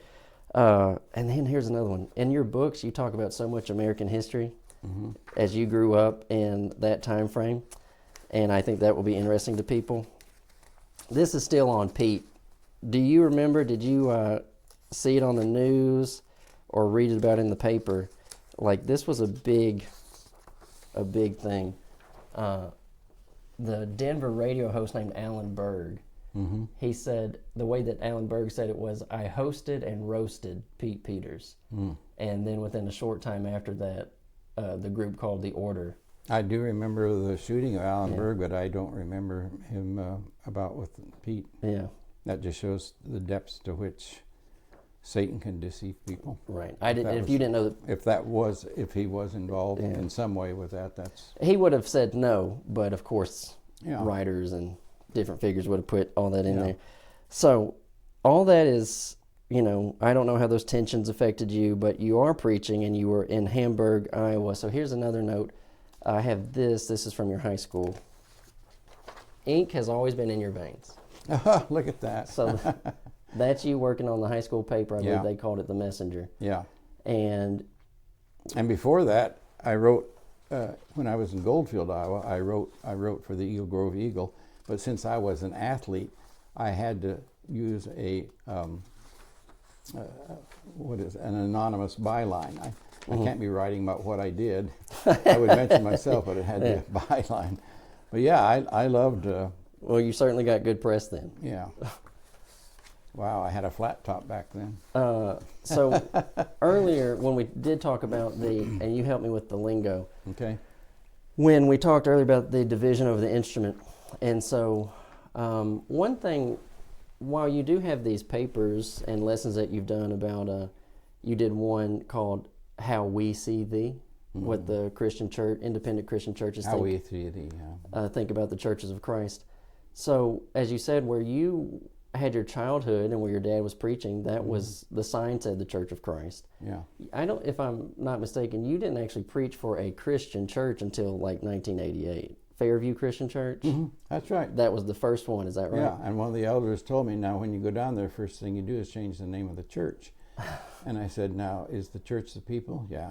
Do you want me to stop calling them Christians? Oh, no. so you go in and you're fully aware, but you would have been, in the Church of Christ, but you were instrumental. And I don't know if you did it, but other people might have.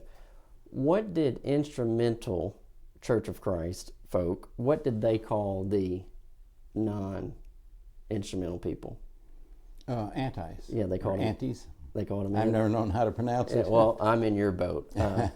I was talking to one guy on the phone, and I said anti, and he goes, "What?" And then I realized he was from Texas, and I said, "An Annie," and he goes, "Oh yeah." So y'all would have called them antis or annies, And so when I interviewed with Steve Wolfgang, he said, we're all anti-something. If you're not, then you got another something's problem. wrong with you. That's right. Just as long as you're not anti-Christ yes. and anti-Christian. So that note about ink in your veins, and I had that Yeah. earlier article, you and the Voice of Evangelism, where you had 10 reasons why I'm not in a denomination. So you had your paper and you worked on it, Norman Fox? Norman Fox, Yes. I did his funeral several years ago, And- out in Eugene, Oregon with the Norville Park Church of Christ. Yes. Y'all's paper was called Vanguard. Vanguard. Were you ever mistaken for a non-institutional anti?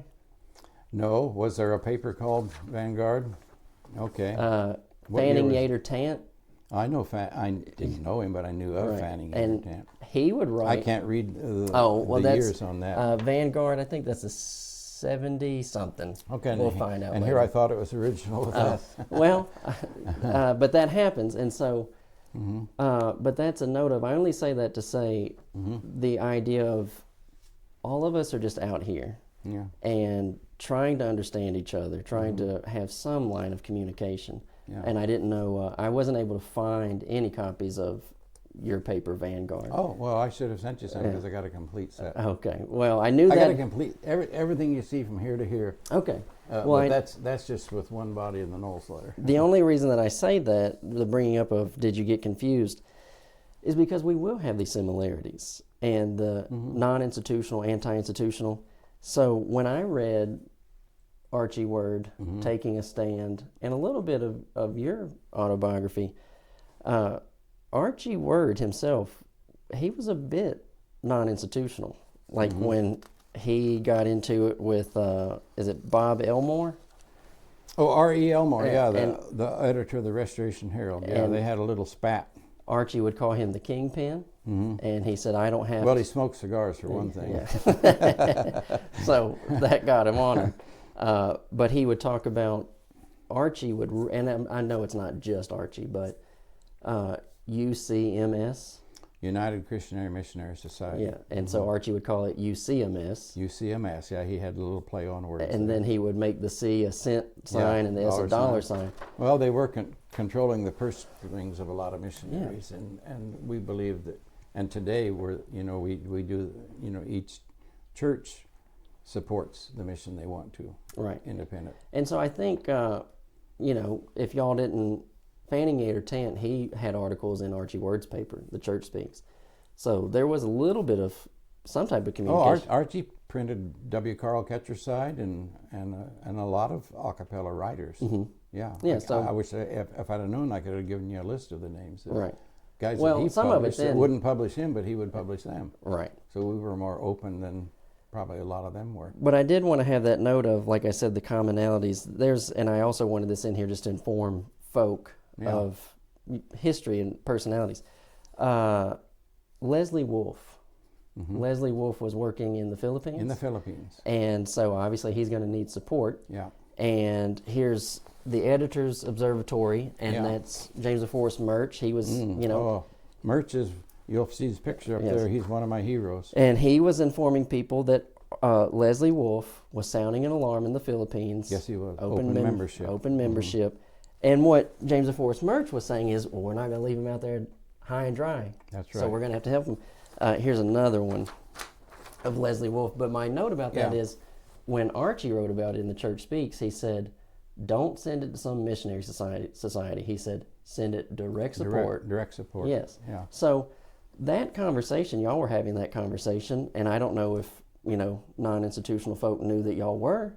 But probably not. But maybe some of the guys did that. Yeah. Exchanged journals because editors used to do that. Yeah, and that's something that's disappeared. I write in the newspaper just close to every week, and then I write the church bulletin every week. And I've talked to other young guys and say, hey, you got a church bulletin? Because I'd want to get it. And I would say, I'll send you mine if you send me yours. And they I don't write. So that's disappeared All too. of us used to write. And then I wanted to ask you some questions too about your work with Norman Fox, because y'all were doing radio together. Yeah, we did radio. So- KBMC, Keep By My Christ Forever. I couldn't find a Forevermore. Vanguard, but that's Norm. That's one of the last pictures of him. You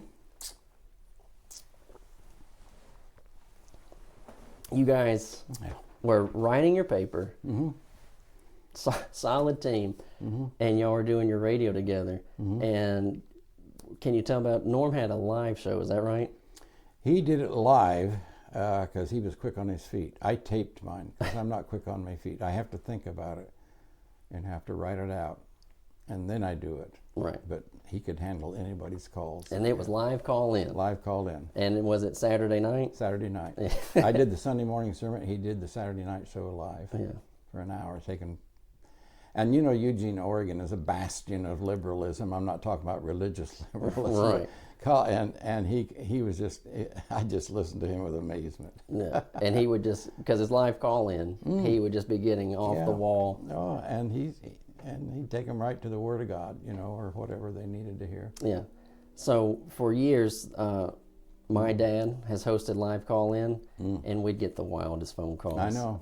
And I know that especially on a Saturday night. Yeah, I know that you know. Half of them were stoned probably out in Eugene. So for, like you said, he was quick on his feet. Yeah. But there's more than quick on your feet. Would you say Norman had guts? Oh yeah, he had guts and he knew the Word of God. Yeah. You know, he was a great singer too, just like Archie was. Right. Well, I loved it, getting to read about you all working on the paper together. All of that work, doing it at home together. We had great fun doing it. Having your wives were involved, Yeah. and the congregation helped with the mailing. Yeah, both congregations. I think it's very good that y'all got them involved. Yeah. Not just your wives, but everybody got everybody. Oh, the young people did the folding and Yeah.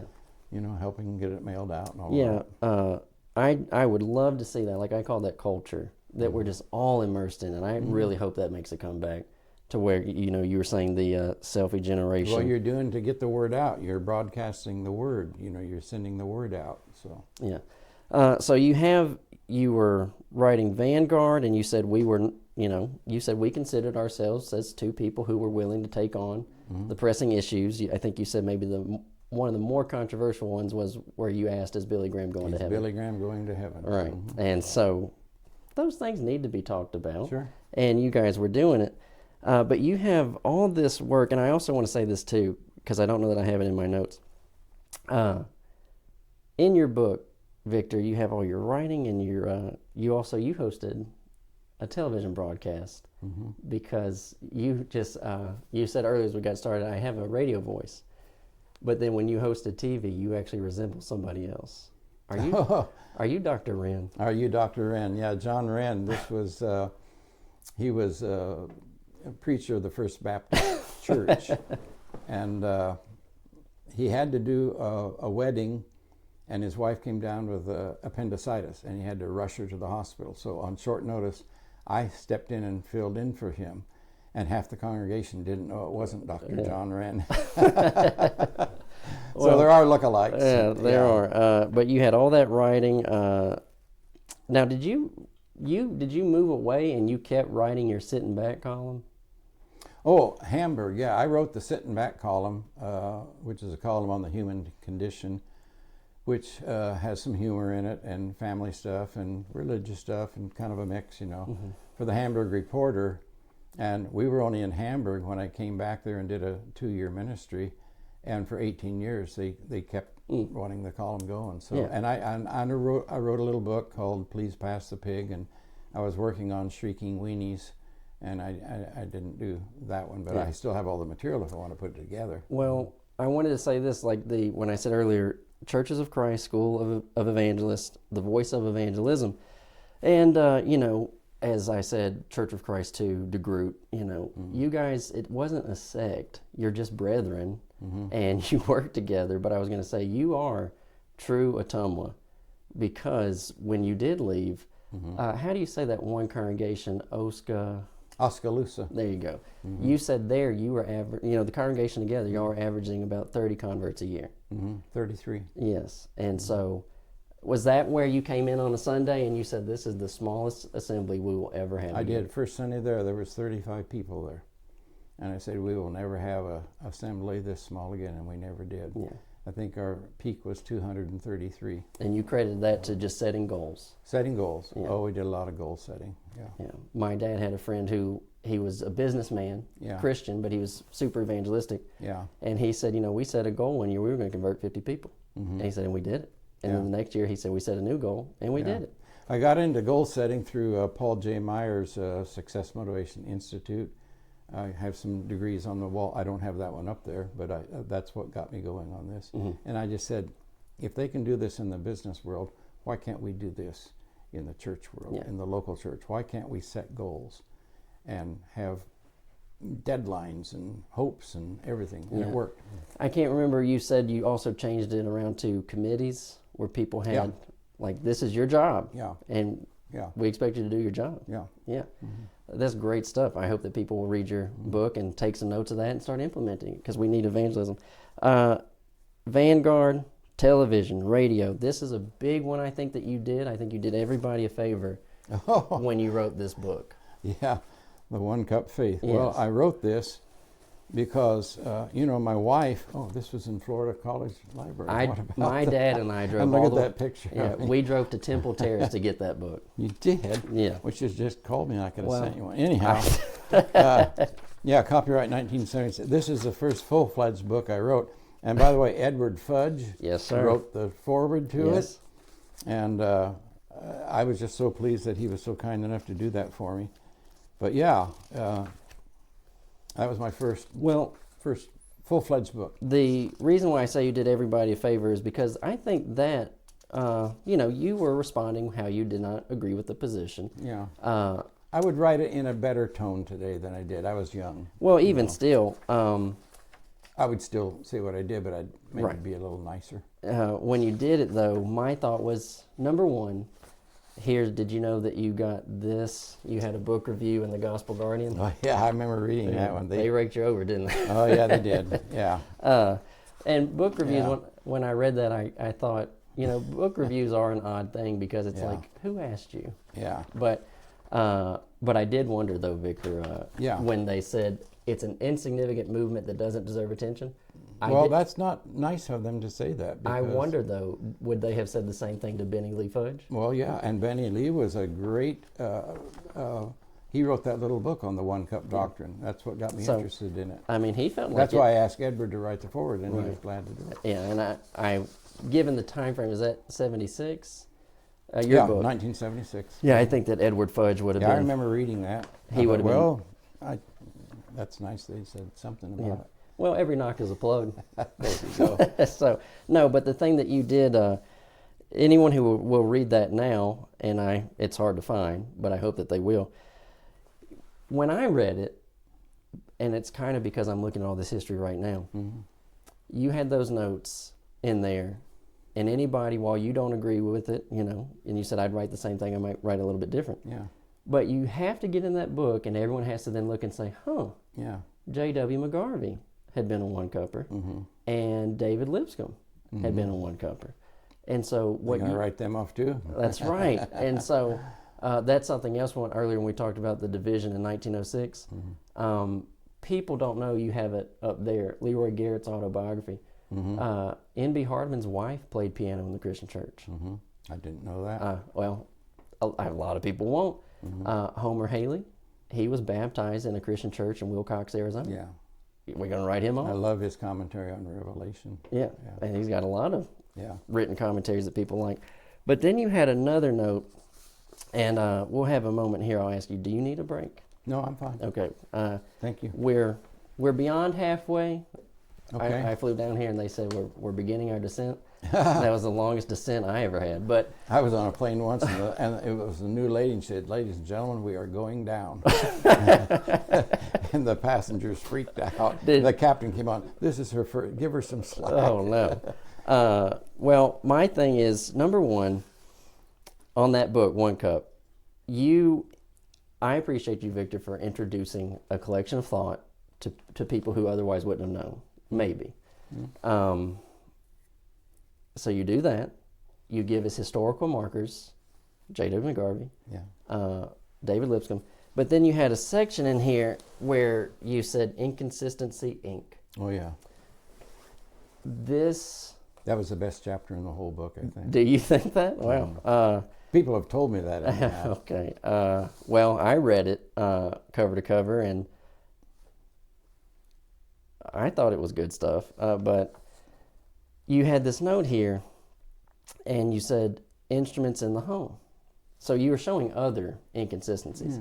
And you said the same people who wouldn't want to sing worship songs in the congregation on a Sunday, you said those same people will do it at home, and they won't think a thing about it. So as soon as I read that, and you were mentioned in this book, I don't know if you ever saw this. This is Monroe, how do you say, Hawley? Monroe Hawley. Yes, Monroe Hawley. Some of this will just be my accent. Yeah. Monroe Hawley, Rubel Shelley, they were in a discussion with Alan Hires and William Woodson, and in Rubel's segment of the conversation, he made your point out of the book. Rubel said, Alan and I have been in home settings where people began to sing church songs around the piano, and he said, Alan sang, I did not. And I would not. And then he said, I don't know if Alan's position's changed, and he said, but at the time. And so my thought, when you put it in your book, and I knew that quote existed, we all have to do some self-reflecting instead of just consistently pointing at somebody else because we weren't. Consistency, thou art a jewel, but oh so rare. Yeah, that's right. And so you had that in there, and we all have to think about that, and we have to be honest. And while we're raking someone over the coals, you know, like you said, if you wrote a book, I'd find your one thing. So you had that, and then we're going to start looking at a whole nother segment of your work, One Body. But before we get there, can you talk about meeting Carl Kettersine? Yes, Evelyn and I in the long winter, we call it the long winter, the 2 years we spent in Minnesota.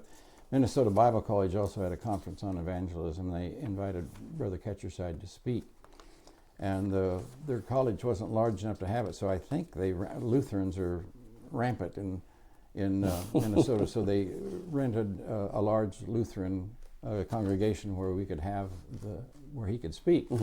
And so we went over to hear him one night, and I really don't remember anything about what he said. I just remember the way he treated us. Yes. Because he knew about me. I'd been sending my little paper Vanguard to him. I received his, and I don't know who to this day put me on the list for Mission Messenger, but I thank God they did. And so he knew who I was, but he immediately turned to my wife, and because he had been in Ottumwa before and was familiar with her church, and so he asked how that church was doing, how she was doing, how her parents were doing, and then he turned to me and he started saying nice things about what I was doing, and it was nothing about him, it was all about us. That's just the way he was. And you had come to talk about him. Yeah. And just how much he had influenced you. And so it was people that said nasty things about him. A lot of them never met the man. I got to meet him. Right. And we had a good letter exchange for many years after that. Well, I knew you had, because I think it's the last chapter in your first, the volume, Victor number 1, and you had talked about that. So you said that I had read these nasty things about him, and then when I met him, it was totally different. I compared that, when I read it, I compared that to your story of, I don't know if that was your first time being at Abilene, but you had the story of being at I know what you're going to say. The Abilene tent. Yeah, that's when there was a tent, and we were just starting One Body, which at that time was a tabloid. Yes. And I'm sitting with John Hunter was editor of the College Press at the time. We were laying out all the things, and College Press had generously given us a corner of the table to put out free copies of One Body, the tabloid. And somebody came up and he said to me, "You're with College Press, right?" And I said, "Yes." I said, "Would you like to have this?" And he said, "You're going to hell, but ACU is going to beat you there." So he didn't have an appreciation for ACU or College Press or One Body. So that was my introduction. You're going to hell, but ACU is going to beat you there. Yeah. Well, I don't know why he was even there then. Maybe well, just he was there to make a point, I guess. Scoping it out. He pointed his finger at me. Yeah. He didn't reach out to shake hands. He pointed his finger. You're going to hell, but ACU will beat you there. I think it might have been in your One Cup book where maybe that's where it was, but I thought the contrast. I've read all these bad things about Carl. He treated me so well. This was my experience at Abilene. I can't remember what it was. You said that some people who would have been of a cappella background, you said they were kind of motioning to you, well, yeah, come talk to us. Yeah. And do you remember what your response was? Well, I don't know, because some of them were students from Bear Valley or somewhere, and they said, don't tell anybody, but we read your magazine under our covers at night with a flashlight. I don't know if they were just being facetious or, you know. That's quite common. Yeah. Just things like that. Leroy Garrett went to the Abilene Library, I guess, just to see. And he went into the Abilene Library and he found that they did have restoration reviews, but they were all gone.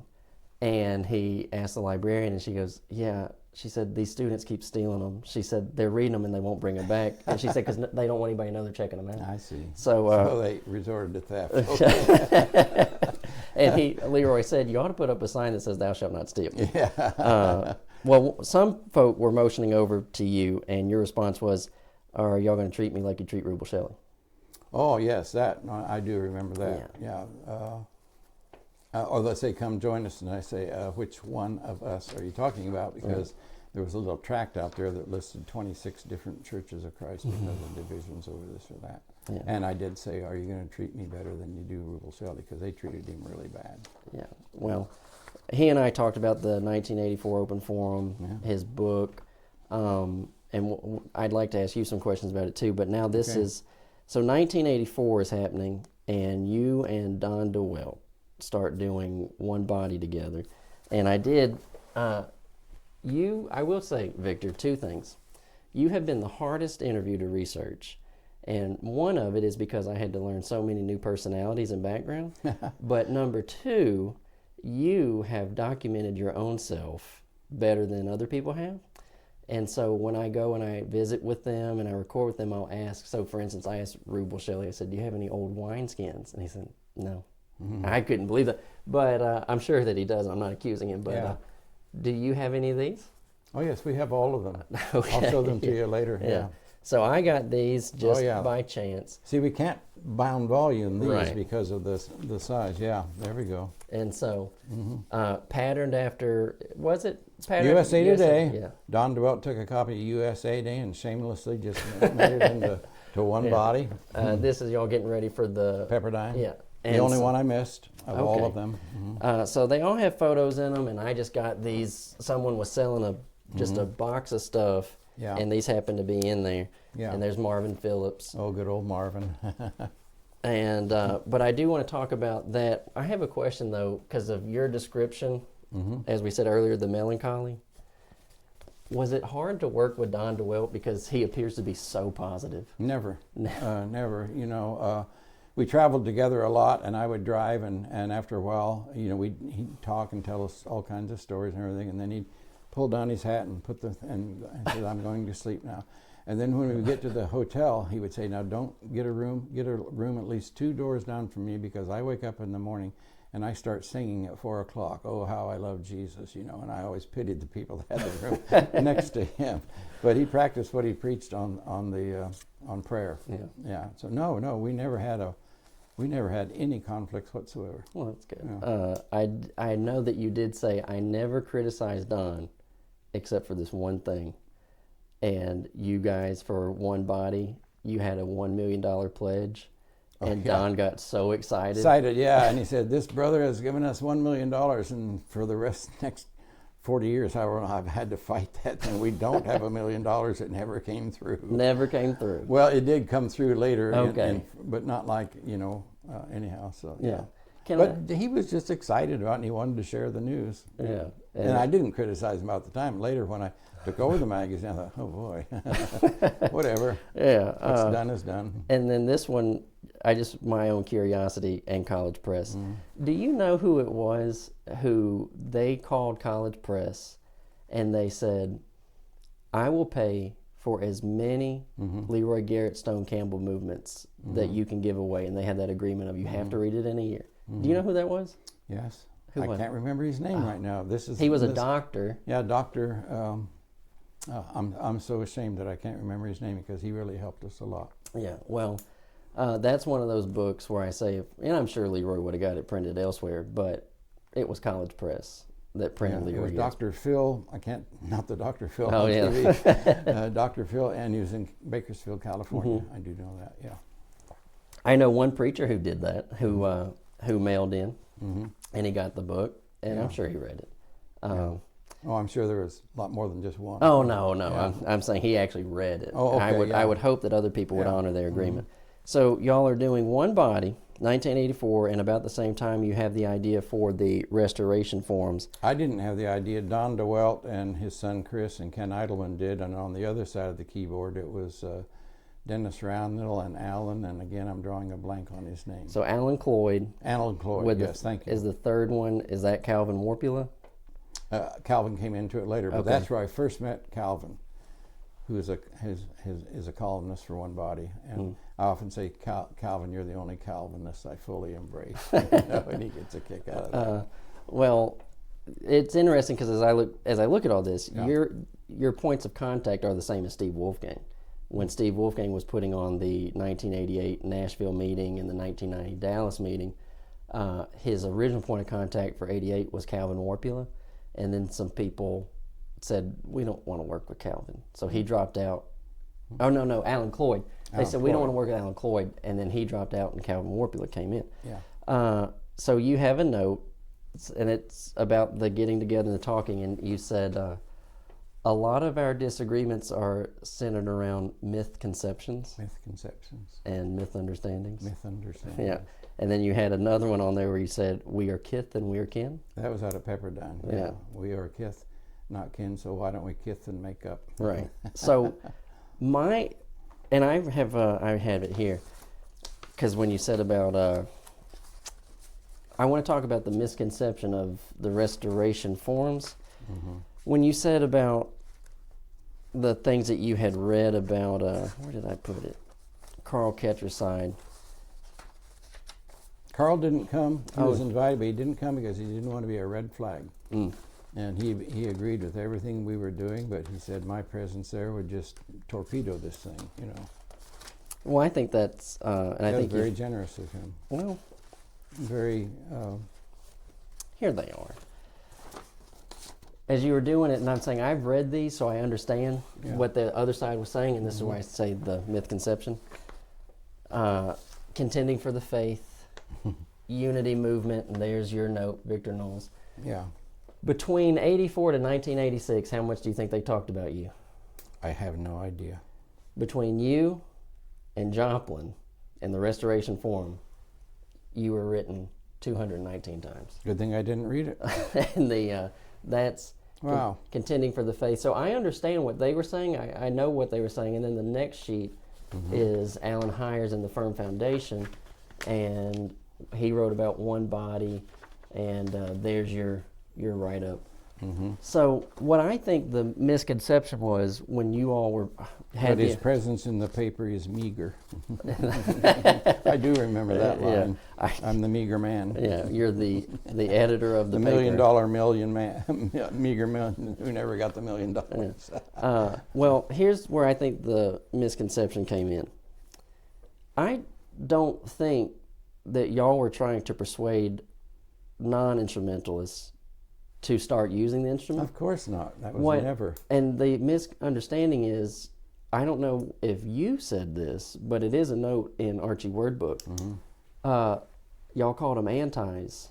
Did Archie consider them as members of the church? He printed a lot of their articles Okay. in his paper, Church Speaks. Yeah. I don't recall him ever saying they're not members of the Restoration Movement. Right. He didn't use the term the Lord's Church like a lot of people do. Okay. Well, and then you also, but I think that's what it was. Now that I'm reading everybody's conversation about it, it seemed like that, not that y'all were trying to convince people to use the piano, but that you all were saying, we have kind of ignored you too, and now we're trying to look at you and see what you're doing. Yeah. Would y'all like to have a conversation with us? Yeah. And when you did it, when you all collectively did it, the note that you had was, from the Church of Christ, we received criticism. From the independent Christian churches, we got apathy. That's exactly right. And so that's where I say, if this segment was apathetic to what was going on, then that is the misunderstanding. And apathy is a terrible thing. You know, there's no excuse for it. I think in recent years we received hostility from the churches of Christ and apathy. Right. I like to play with words. Oh, yes. So, but we got criticism from some of the Christian Church of Christ Brethren that thought we were just wasting our time with these antis, Right. because they painted with a broad brush at everybody. And we tried to say there's a difference between anti-something and non-instrumental. There's a huge difference between the two. And then this is just for my curiosity. So you all were doing the restoration forums. Do you remember having an opinion on the Marvin Bryant meetings? Marvin Bryant would host these hotel meetings where he would tell people about how he, quote, came out of the Christian church. Do you remember any of those? I remember Marvin Bryant, but I do not remember. Okay. Well, if not having an opinion, Firm Foundation was praising him because he was doing hotel meetings and he was convincing people to come out of the, quote, Christian church. Oh yeah. But yeah, and I think he was trying. I think he did. Did he not succeed in getting Dennis Randall to come and join him? I don't remember. I think he did. I'd have to go back and look. But I'm not sure.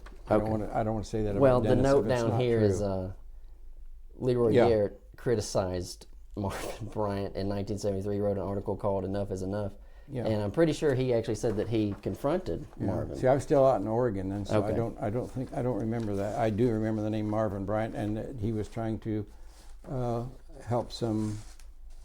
lead some instrumental brethren to take the position that he had. Mm-hmm. And so Leroy asked him. He said, "You didn't know the gospel before you came over to this side of the aisle?" And he said, "Well, yeah." He said, "You hadn't been baptized?" And he said, "Well, of course I had." Yeah. And then he said, "You thought you were going to hell before you did that?" And he said, "Well, no, I didn't think that." So it was an odd moment. Turn the tables. Yeah.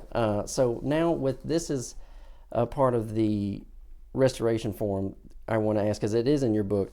You said the first debate that you ever went to was Rubel Shelley's debate. That's right. I was living in Minnesota, Dwayne Dunning. and I knew both men, and I respected both men, and I drove down there for, I think it was the opening night, Mason City, Iowa. Yeah, I remember it very well. Mm-hmm. Well, my question is, because then there's some other things too about that gathering. My question is, how much did Rubel Shelley bring to the discussion? Because I know as in 1984, he had his open forum with Alan Hires. He was getting written up all over the place. But was it a very big deal for y'all, from your side of the conversation, that he was coming to play ball? Well, it's the first time I'd ever met Rubel Shelley. Okay. In fact, I don't even remember. I might have shaken his hand afterwards, but he wouldn't have known me from Adam. And I knew Dwayne Dunning very well because this is 1976, so we hadn't started this yet, but I knew him from his writings. Well, then this will illustrate my question better then. So in one body, he had a full-page ad. Oh, yes. For "I Just Want to Be a Christian." And I can't remember which year this was. I think that might have been, I can't remember that. But this is during the 86 forum in Milligan College, Tennessee. Okay. So that's there. And then you also said in your book that in 1994, Rubel was the first speaker to ever get a standing ovation.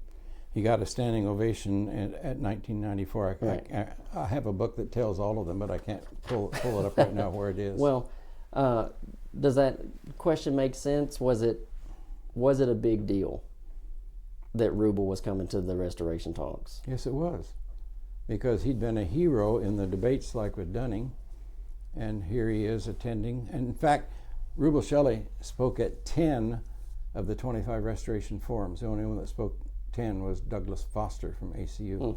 So he's spoken there more than anybody.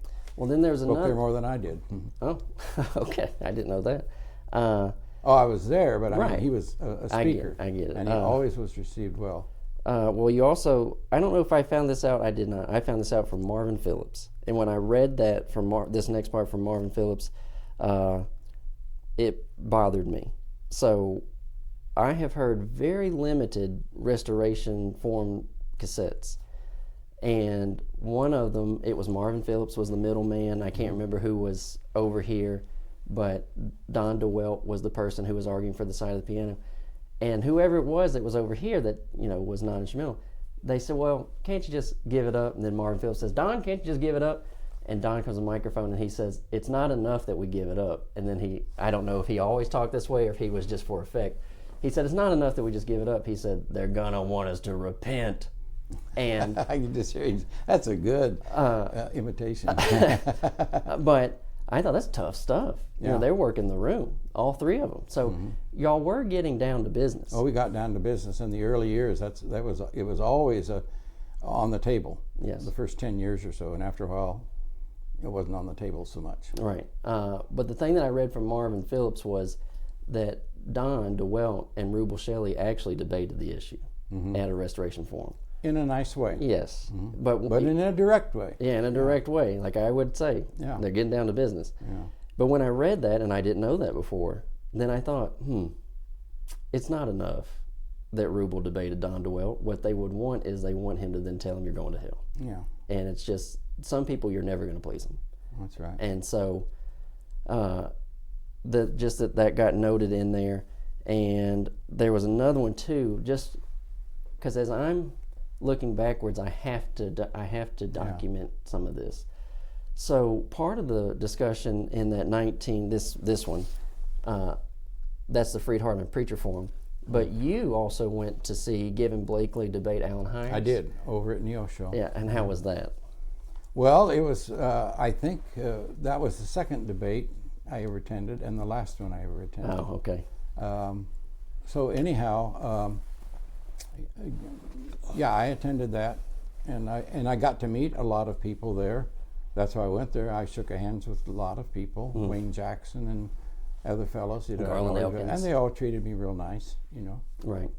Well, I knew that you were there, and I've listened to that debate. But part of it, like I say, is I go backwards and I document it.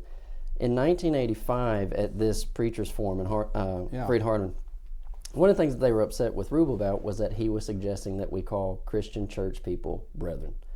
And he said we have a disagreement with them. It's true. And then he would use the term non-institutional antis. He said, but we have disagreements with them. Sure. And we still call them brethren. So the people in opposition to Rubel were Alan Hires, William Woodson. If you go back and you listen to Alan Hires' debate, Given Blakely, throughout the whole debate, he calls them Brother Blakely, Brother Don DeWelt, Brother Dwayne Dunning, and then Given Blakely's moderator he called him Fred. I don't remember his name. His father, Fred Blakely. Okay, so he said Brother Fred. So I thought, Yeah, what's this? yeah, how is it that we're calling all of them brethren the entirety of this meeting? So that's back to your chapter, Inconsistency, Inc. And I will tell a little footnote on this meeting. When the debate was over, College Heights Christian Church, where Don DeWelt was attending, invited everyone to come and hear J. Irvin Waters, who was an old debater with the a cappella, the One Cup, speak, and myself. And my speech was 10 Reasons Why I Love My Church of Christ Brethren. And J. Irvin Waters, I don't remember what he talked about, but I know that after both of us were done, everybody just kind of ignored me, because most of the people that came, again, the hostility, apathy, more from the a cappella, they descended on poor Brother Waters. And they treated him so poorly. I thought, why would I ever want to be with these people when they attack one of their own? right. They did the same thing with Shelley. Yeah. Yeah. I thought, again, all of it is one of the things that I said on camera with Rubel. I said, you just had this collection of body of work, and I said it just got thrown out the window. Yeah. And also too the idea of, even while the disagreements, which is something I want to ask you about next, is just how do we do it. But I also don't like this idea of, do we think that God stopped loving this person? Because that's what when I said to Steve Wolfgang, because he is non-institutional and some people wouldn't know him, I said, I don't like this idea that we don't care about Steve Wolfgang and then act like God doesn't somehow love him too. So, but that's all over the place. So now I am asking this question though. All right. At the Restoration Forums, you had that line. You said, we do have a lot of thin-skinned editors, and you said, and sometimes we're like crying, shrieking weenies. And so you had that note, but then there was a note about, I think it was Howard Norton. One man said, I'd give my life for us to have... Nut at Good News Productions, and he said, you don't have to give up your life. All you have to do is give up the instrument. Right. That was a low point that was at Skillman Avenue in Dallas. Low point ever in the Restoration Forum. But this time, when it was over, his own brethren descended on Howard and roasted him Yeah. for what he had done to Sidon. And so my question is, Yeah. because as I said about Rubel and Don DeWelt, you said it was direct. You know, we're trying to be friendly, but it's direct. That goes a little bit back to cooperation without compromise, trying to figure out how we have these disagreements. So when I read that about also, it wasn't just Howard Norton, Furman Curley, he also, I think it was in the same meeting, he just said, our disagreements are impossible to get over. It is what it is. And he just kind of left it on the table. And I had lots of correspondence with Furman Curley, with Thomas War, and I still have the letters somewhere. and that's the same thing that Steve Wolfgang said, is just keeping avenues of communication open and just trying. But one thing I did think of is when Howard Norton said, you know, just give it up. Yeah. So in 1938 and 39, G.C. Brewer had been invited to the Indianapolis meeting, and Which meeting? I can't think of who would have been. Okay. It was a unity meeting. Okay. I can't think of who he would have been speaking opposite of. Well, that would be the Merch Whitty meeting. That's what I think it was. Yeah, Yes, it you're was, right. yeah. So he was invited to the Merch Whitty meeting in 1938 Yeah. in Indianapolis, and he rejected the invitation. And G.C. Brewer said, "We can't agree to disagree," and he just left it at that. Easy way out. And he could have gone and talked, Sure. but that's where he left it. And then H. Leo Bowles actually went to the meeting, and his statement was, when you guys are ready to give up the piano, we'll be right back where you guys left us. And so, We left them. right, They left us. right, Hanging. 1906. And so that going back to these books, P.H. Welsheimer, James Yeah. Forrest Merch, and the liberalism that was beyond with the disciples of Christ. Yeah, and, we could have used their help. and that's how y'all felt. Like you, the way you said that, we felt like we were just left out hanging with this whole big battle on the left side. So my question is, how, and this is something that I have said throughout the interviews, where I am right now, I feel like there is a spirit of agree to disagree, don't talk about it. And really, I don't feel like the conversation is so much right now instrumental music. It is. I mean, it's still there, but women preachers is becoming like the thing. Like it's just happening. And so if I come in and, like you said, it's direct and we're going to do business, then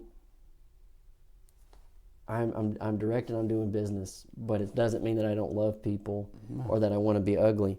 So, and my question is, how or when does it become a moment where somebody does like Archie Word when he went into that Seattle meeting and they mistook who he was? Yeah. He said, "My name is Archie Word. I come from the Eugene Bible College." And he said, "I'm ready to unsheath the sword of the Spirit, and I'm going to stab every false doctrine through its heart." So I feel like if he did that now, everyone would poo-poo on him. And I think so.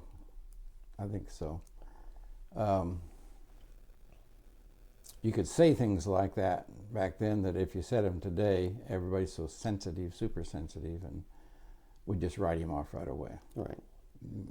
We might find better ways to say it than he did, but it was still direct. And the Seattle thing was really something. I wasn't there, of course, long before my time, but yeah. Well, it's, I mean, at some point too, and that's another thing of when I talked with Rubel and we described it, or we defined the term liberal, and Rubel said, well, this is what we always counted as a liberal, is they didn't believe in the inspiration, they didn't believe in the resurrection of the virgin birth. Yeah. And my response was, anyone who doesn't like that, I said, that's the same way that Roy Deaver, he defined liberalism. So then my question is this: what am I supposed to do with folk who would say, well, I do believe the Bible's inspired and they're brethren, but they just don't seem to be following what the Bible's commanding us to do? And what I mean in particular is Christians who are becoming affirming of LGBT, and they say, well, you know, I believe the Bible's inspired, but I don't agree over here. And then women elders, they say, I believe the Bible's inspired, but we're just going to ignore these points. Yeah. Well, there's not much room there. we're supposed to do the whole counsel of God. And that's why expository preaching. I used to start out topical, and then I went to textual, and now I'm expository, because when you take a book that you're going to go through, it forces you to come across those verses and preach them and teach them as they were intended by the men that wrote the books. And that's why when Paul uses arguments, not because he's a woman hater or anything like that, or a male chauvinist, but he uses the order of creation and the sequence of the fall to buttress, and that's the position I take on those. Right. Yeah. Well, you have a note, and trying to figure out how to put these in here. You have a note in the Taking a Stand book where you said, it's about page 219, you said, the Ottumwa Brethren from the 1960s almost don't look much like what they were in 1990. Oh, no. A lot of them, the churches were small in the first place because a lot of them were bivocational preachers. A lot of those have died. A lot of the churches have died. But a lot of the members, and especially those that attended the colleges, like the one in Gering, the one in Portland, the one in Ottumwa, many of them are in Christian churches as teachers, maybe preachers, and even a cappella churches. A cappella churches welcome them because they know these people know the Bible. And so I know I could give you many instances of people that are serving in a leadership role, maybe not as the preacher, but as adult Bible school teachers or elders or deacons or whatever. Yeah. They found a home there and they're accepted now. Well, with that, because then you also had these notes, and this is still in Ottumwa. Yeah. You said, independent Christian church, you said they're traditionalists.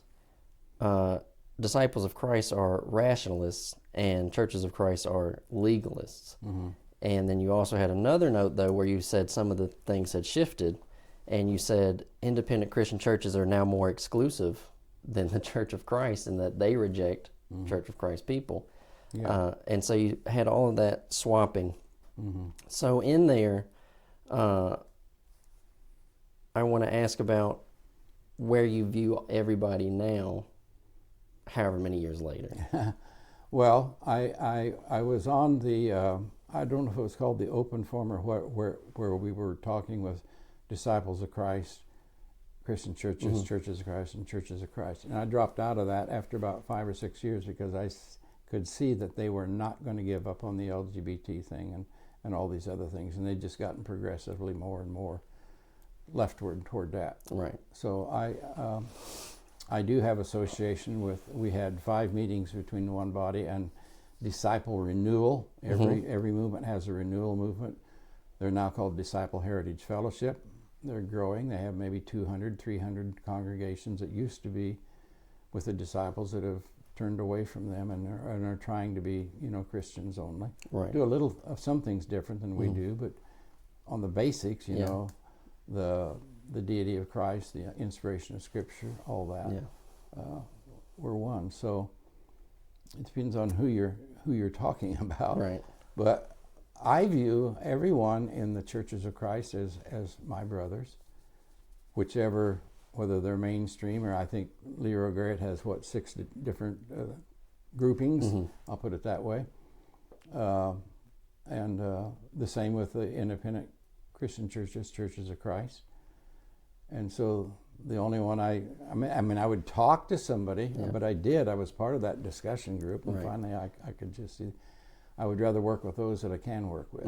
Well, I talked to one, he's a preacher in the Christian church, and I was just talking to him about background, history, and his thought, and he said, I think we have all shifted to the left. And so, Disciples of Christ, he said they've already been out in the left.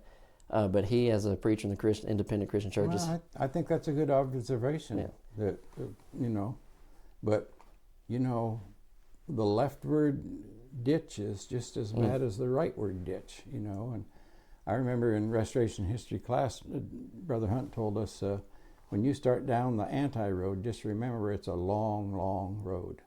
Anti-this, anti-that, and pretty soon you're anti-everything. Yeah. And I think the same way can go on the leftward drift too. Right. Well, if you're not careful. Yes. And so the man I was talking to, he said all of us have shifted to the left. So I do One thing, when Marvin Phillips in his book, when he was approaching you all back in the 80s, he said we just thought y'all had women elders and were just Disciple of Christ liberals. And so, but now where I am, and if I look at any current events, there are congregations of the Church of Christ, Mentor Avenue, which is down in Abilene. Yes. And if I'm not mistaken, I think that is where Doug Foster is. They put into the office women elders. And this is the same with some. It's not the majority thing in Christian churches, Church of Christ, but there are some who have done the same. And there might be 1, 2, 3, 4, I don't know, that even use them in the pulpit. I don't know that they are the minister, but they are part of the preaching team. Part of the conversation I had with John Mark Hicks, because he had written a book where he just said, women can preach just like men can. And well, sure, they can preach. Yeah. If you're a husband, they can preach. I'm sorry. Edwin, my wife doesn't do that, by the way. Well, I had a teacher. He said, my wife is an angel. She's always up in the air harping on something. No, but I have to get you to tell this now. Edwin Hayden visited a woman in the hospital. Oh, yeah.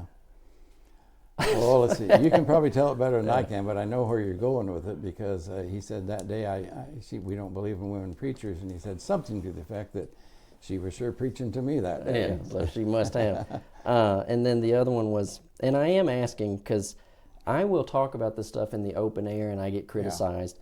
So Mentor Lane was one, and I think it was last year at Abilene Christian, Rubel Shelley and Don McLaughlin had a sit down where they did voice their disagreements. But Don McLaughlin was saying that his position would be affirming of LGBT, and so I did not know that. Rubel. What does he mean by affirming it? That it's okay, or that there are lost souls that need to be reached? It's a long. Okay. Yeah. No, too much for this. Well. Yeah. He told everybody on the front side, he said, I have a son who's homosexual. Okay. And he said, that's not what changed my mind. Yeah. But he did say, I have had a change of mind. Yeah. So I don't know to what degree, but the word affirming is what Rubel says. I'm welcoming. Anybody can come to church. Yeah. He said, but I'm not going to affirm the lifestyle. No, that's a good point. And so they had that discussion. And so it's in front of us and it's all happening. But it is the question of just how to do it. Yeah. Because Well, Marvin just said, be nice. Be nice to people, whoever they are. Be nice to them. And my dad told me when I started preaching, he said, son, always speak the truth in love. But if you ever come to the point where you can't speak the truth in love, then I want you to quit speaking. Well, I'm still speaking. Right. And in your biography, you also have a note. You said everybody, and I think it's akin to what you said a moment ago about the two ditches. There's ditches on both sides. Yeah. You had a note in your book where you said, preach the truth in love. Yeah. And then you said, but we have to be careful that we don't end up loving them so much that we never tell them. Preach the truth. Yeah. Exactly. So we have all that. Knowing therefore the terror of the Lord, we persuade men. Yes. If you know what's down the road, especially the long road, the broad road and where it leads, then you can't not want to snatch them from the flames. Right. Well, all that you've done, I've got one more. I'll just have to find it. You said in your book, when I showed you those voices of evangelism, you said, I have just about, you said, I've had every article that I've ever written stored somewhere. Yeah. And then you said, but there's this one sleek magazine, Christian Ideals that I don't. And you didn't have any of those. I wish I did. And you said in the book, Elon College published North Carolina. So, small world. Yeah. I live right down the road from Elon. You do. And I called Elon and I said, I'm looking for this magazine, and I had already read it in your book. I said, I'm looking for your magazine. Do you think you guys have it? And she said, well, let me call you back. So she gets off the phone. A couple minutes later, she said, no, we don't have that. She said, I gave her the dates that you had, about 67, 73. And she said, no, we don't have that. And she said, we keep newer stuff on file. And I said, okay. I had already read through your book and made a note of that. And then I thought, the college didn't have it, and I said, well, what's my next route? I had already read this, and I saw you said it was published by a man named G. Berry. And I just thought, well, surely not. So I got in my car, and I drove down to Elon. You're kidding me. And I got in his living room, and I said to, his name's Glenn, but you didn't say that. And I said, Glenn, I'm reading a book. And he says that he wrote for a magazine called Youth's Living Ideals. And I said, do you know that paper? And he scratched his nose. He said, yeah, I published that paper. And I said, Glenn Berry. There you go. Wow, Journey into Hell. Yes, sir. First article I ever had in the Voice of Evangelism. It's a very small world. Wow. And Glenn would love to hear from you. Okay, well, I'll be glad to get in contact He with runs him. a Primitive Baptist library, and beside that, he has a print shop. And Glenn and I, once we established that we both knew, and he said, yeah, Victor Knowles. And as we kept going, he'd say, yeah, Victor Knowles. He was all coming back to me. But we were digging through And you found these? boxes. Here's one that has Archie Word in it. Wow. And I remember these now. he put some in here that he just wanted you to have. Okay. And he said that you probably would remember them, maybe. And here's one. You were in the round table discussion. I was. And There I I read this, and I thought, boy, I hope Victor hasn't gone soft on this one. Should women wear pants? And you said, well, do men wear skirts? And so let's see, this is 1967. He's got you listed as being 20 years old, but there you are. Well, that sounds like a 20-year-old man. And we dug through musty, dirty boxes. Oh, well, that was awful kind of you. Wow. I never thought I'd see these again. Yeah. Oh, it looks so familiar. Well, I want to say this too as we close, Victor. You said about yourself in your biography where you started doing some self-reflection at age 30, and you said, here I am, 30 years old. You said, what do I have to show for it? Yeah. Well, here you are now, and you have loads to show for it, and you've helped a lot of people. God bless you, Victor Knowles. Thank you. Thank you.